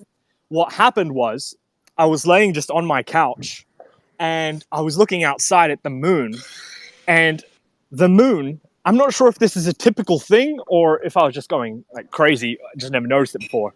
Typically a crescent, it's that typical like semicircle shape that right? Like the emoji. It's on the right side or the left side type of thing. But this crescent was on the bottom, right? So I was like, oh, that's kind of interesting. Let me take a photo of that. And so what do you do? I took a photo, and then I said to my friend, hey. Hung out with the McLeans. Sorry about that. Go ahead, John. Can you mute your mic? Exactly what I needed, but it was like being in the sixth form centre at school on like the last day of term. It was just they were sat around. There's beer cans everywhere. They're smoking inside. I think he's some sort of. All right. Sorry about that. Yeah. Go ahead. Deja Brew. Right. So the moon, it was a crescent, but from the bottom of the moon upward. So I never seen that before. I took a photo, I sent to my friend like, hey, have you ever noticed this? And as I'm texting him, I go to take another photo because it was sort of low quality. And the moon, I kid you not, guys, I'm not one to lie. It disappeared in front of my very eyes. I didn't see it. 1 second and gone. It's not a matter of, cloud cover or anything. It literally vanished. And I got goosebumps across my whole body. And then I'm thinking, what? Bro, I just watched the moon vanish. And as I turn, I look down the hallway into my bedroom. I swear on everything, guys. I saw a gray alien and I bolted out of my crib. I left immediately. Immediately, I was freaked out. That was hours before I just jumped in here, right? So that was kind of weird. And just now, as Stephen Greer was just giving us his final remarks, I come outside and I'm looking up at the night sky and I can see a few bright stars. One of them is Venus. I'm not sure what the others are.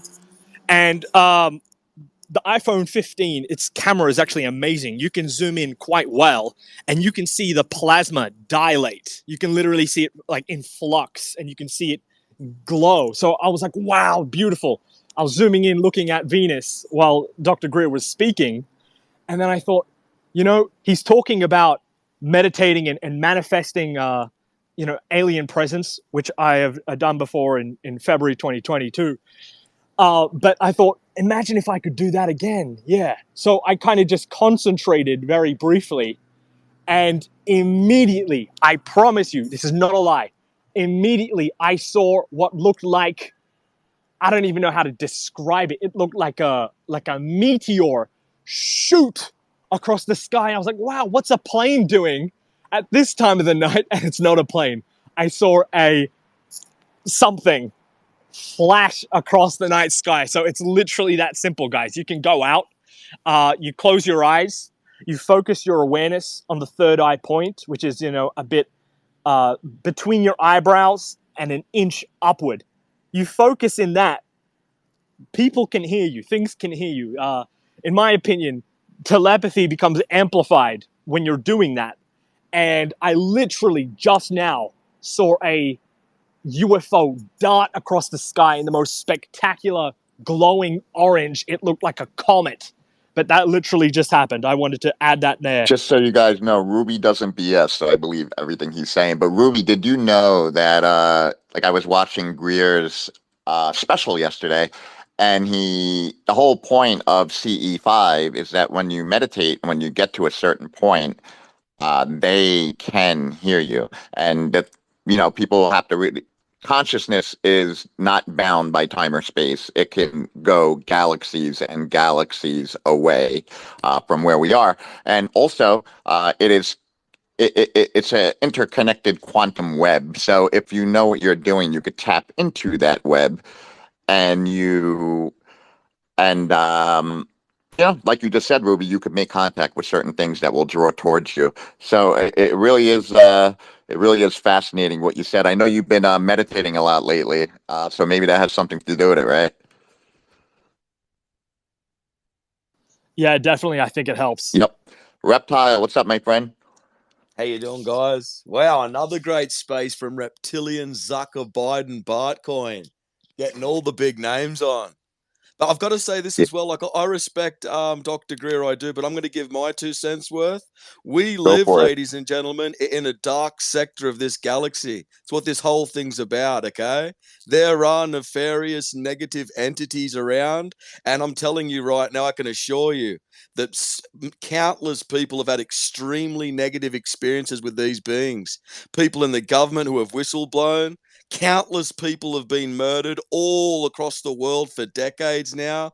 I'm thinking about Phil Schneider's story, other people, all these children that go missing. Do you not think that there are other entities involved in this? I assure you that there are. Even the wars, all the conflicts. Ladies and gentlemen, we are playing an intergalactic chessboard game, and So, we're the question, pawns. Reptile. Do you Yeah, think mate. they're do you think they're intergalactic or interdimensional?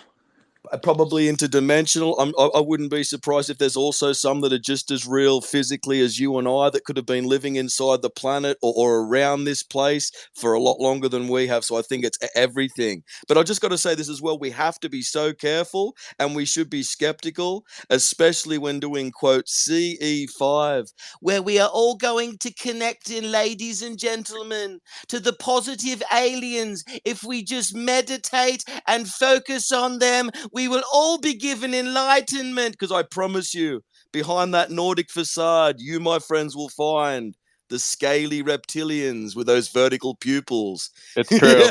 It's true. Yeah, no, I hear you, man. It's We it's gotta have very All we right, gotta have relax, man. reptilian Relax. hybrid up here more Relax. often, man. you Oh my guys are God. great. I think someone wanted to come up and ask a question, but I don't see him. Scrog, you see anyone raising their hand? No, no. I think that was one of the most interesting spaces that Bartcoin has had yet. I just want to reiterate that this is all possible and made possible by Reptilian, Zucker, Biden, Bartcoin. If you go and you look at the pinned tweet above the speakers, you will see a link to the website as well as the Telegram. Make sure you guys come join the Telegram. There's a lot of very like-minded people. And it's a blast. It's a huge community. You guys will have a ton of fun. Make Yeah, sure and we're you just look getting started here, guys. Just so you and know, we're make sure just you getting look at the started. website as well. The website is has a lot of rabbit holes. I personally have spent well over 2 hours going through all the rabbit holes. If you click around, you will find all sorts of Easter eggs on bartcoin.vip. It is extremely interesting, to say the least. Yes, and don't forget our NFT collection is coming out the first week of January, I believe. It's going to be 10,000. It's going to be a buy and burn. It's a really, really cool collection. We did our preview at Art Basel. So yeah, I mean, we're just getting started here. We got a lot of good things coming up over the coming month and a half.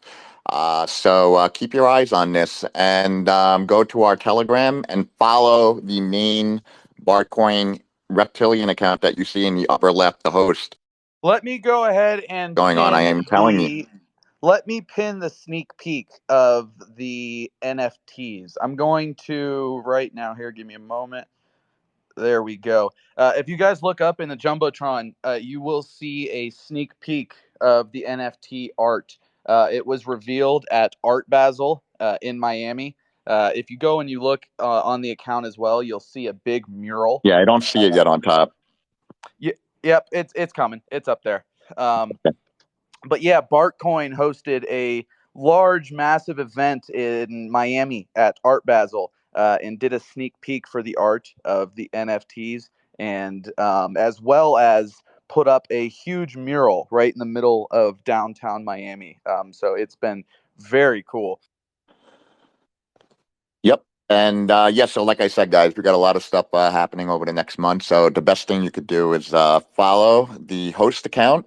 That is where you will get the most information. Also, come into the Telegram. You could find the buying instructions on the main host account. Do your own research, not financial advice, as you know. But yeah, everything looks really interesting going forward. We plan on bringing many more guest on the caliber of Mr. Greer, many, many more. And David, who unfortunately had a passing in his family, will be back over, I believe, January, right, Scrugg? Yep. After New Year's, David Icke did have a passing of his daughter. But Bartcoin has signed a year-long collaboration with David Icke, in which we will be doing spaces with him every other Sunday, and that will resume again in the New Year's. Yes, correct. All right, Paul, Scrogg, I do have to run, so are we closing out? let's hear from Paul real quick. Paul's All right, do your thing, guys. I'll hang out for 5 minutes. A big Bart holder and a great supporter of Bart. How's it going, Paul? Hey guys, yeah, and once again, like an absolutely stellar space that the team's put on this weekend. So yeah, I just wanted to comment just quickly because there were probably people who are kind of new to crypto and they're new to this community, but just bear in mind with everything that's happening with X becoming the platform that it was never looking like ever being a couple of years back.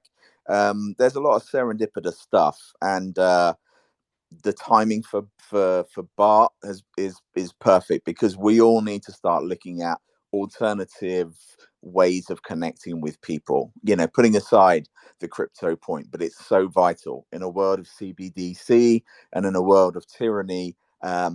We are needing to grab hold of any life raft of humanity that we have. So yeah, I just wanted to give a shout out, and the Telegram's a blast. All of the people on that are hilarious. So yeah, I just wanted to give a community flavor to it, and everyone's a force multiplier. You know, everyone has the obligation to reach out to humanity, and that's the only way we're going to take down the reptilian elite. And I, as a Bart holder, look forward to our party in Davos, which is the other level ending for us. That'll be the next level or the final level boss. So yeah, let's ride to the sound of the guns, everybody. You know, it's interesting you said that, and this is my closing statement because I got some things to do in the next hour. But I think it all comes down to awareness. You're not going to beat people with force. You're not going to beat people with ignorance. You have to be aware. And non-compliance to all the bullshit you're going to see in 2024, and mark my words, you are going to see a lot of bullshit in 2024, pardon my French. And if you are a sucker, you're going to fall for it, and you're going to be driven by your emotions, and you're going to be driven to the direction they want you to go in. Keep your head above, keep your spirit above your head, so to say, and be aware and observe from above, and don't be pushed around like a rag doll, because next year is going to be quite interesting, to say the least. With that being said, I got to go. Thanks everyone for being here. Scrog, the floor is yours, my friend, and I will see all you guys later. See you, Michael. Thanks for being Cheers. here, man. And with that, I'm out too. Thank you, guys. See you, Deja Vu. Thanks for being here, bro. Yep, we'll close it out here, guys. Thank you for everyone that joined. Again, we're going to be hosting these spaces regularly. They're every week. We have all sorts of big guests, so make sure you give a follow to Reptilian Zucker Biden Bartcoin account, and you will get all the updates there. I personally, again, none of this is financial advice, but I have been buying BART because I support these spaces. I support raising awareness and consciousness around these issues. And that's kind of the entire, intention of the project is to, bring these big guests on and to raise awareness and to bring attention to some of these issues that may have previously been in the dark. BART brings them to light. Jammy, how's it going? Hey guys, can you hear me? Loud and clear, man. Thanks for having me up. Great space. I was wondering if you guys can get Daryl, that guy that channels the Bashar entity. I don't know if you guys have heard of him before, but he's really good.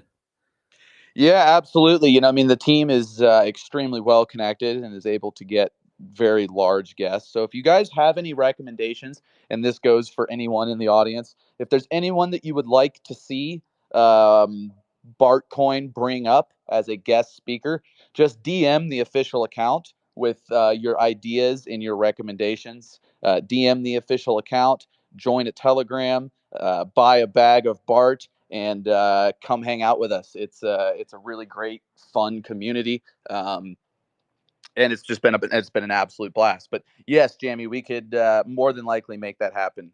Just DM the official BART account. Okay, I appreciate it. Thanks. Yep, absolutely. All right, guys, we're going to end it here. Thank you for everyone that joined, and I will see you all in the Telegram. Bye, guys.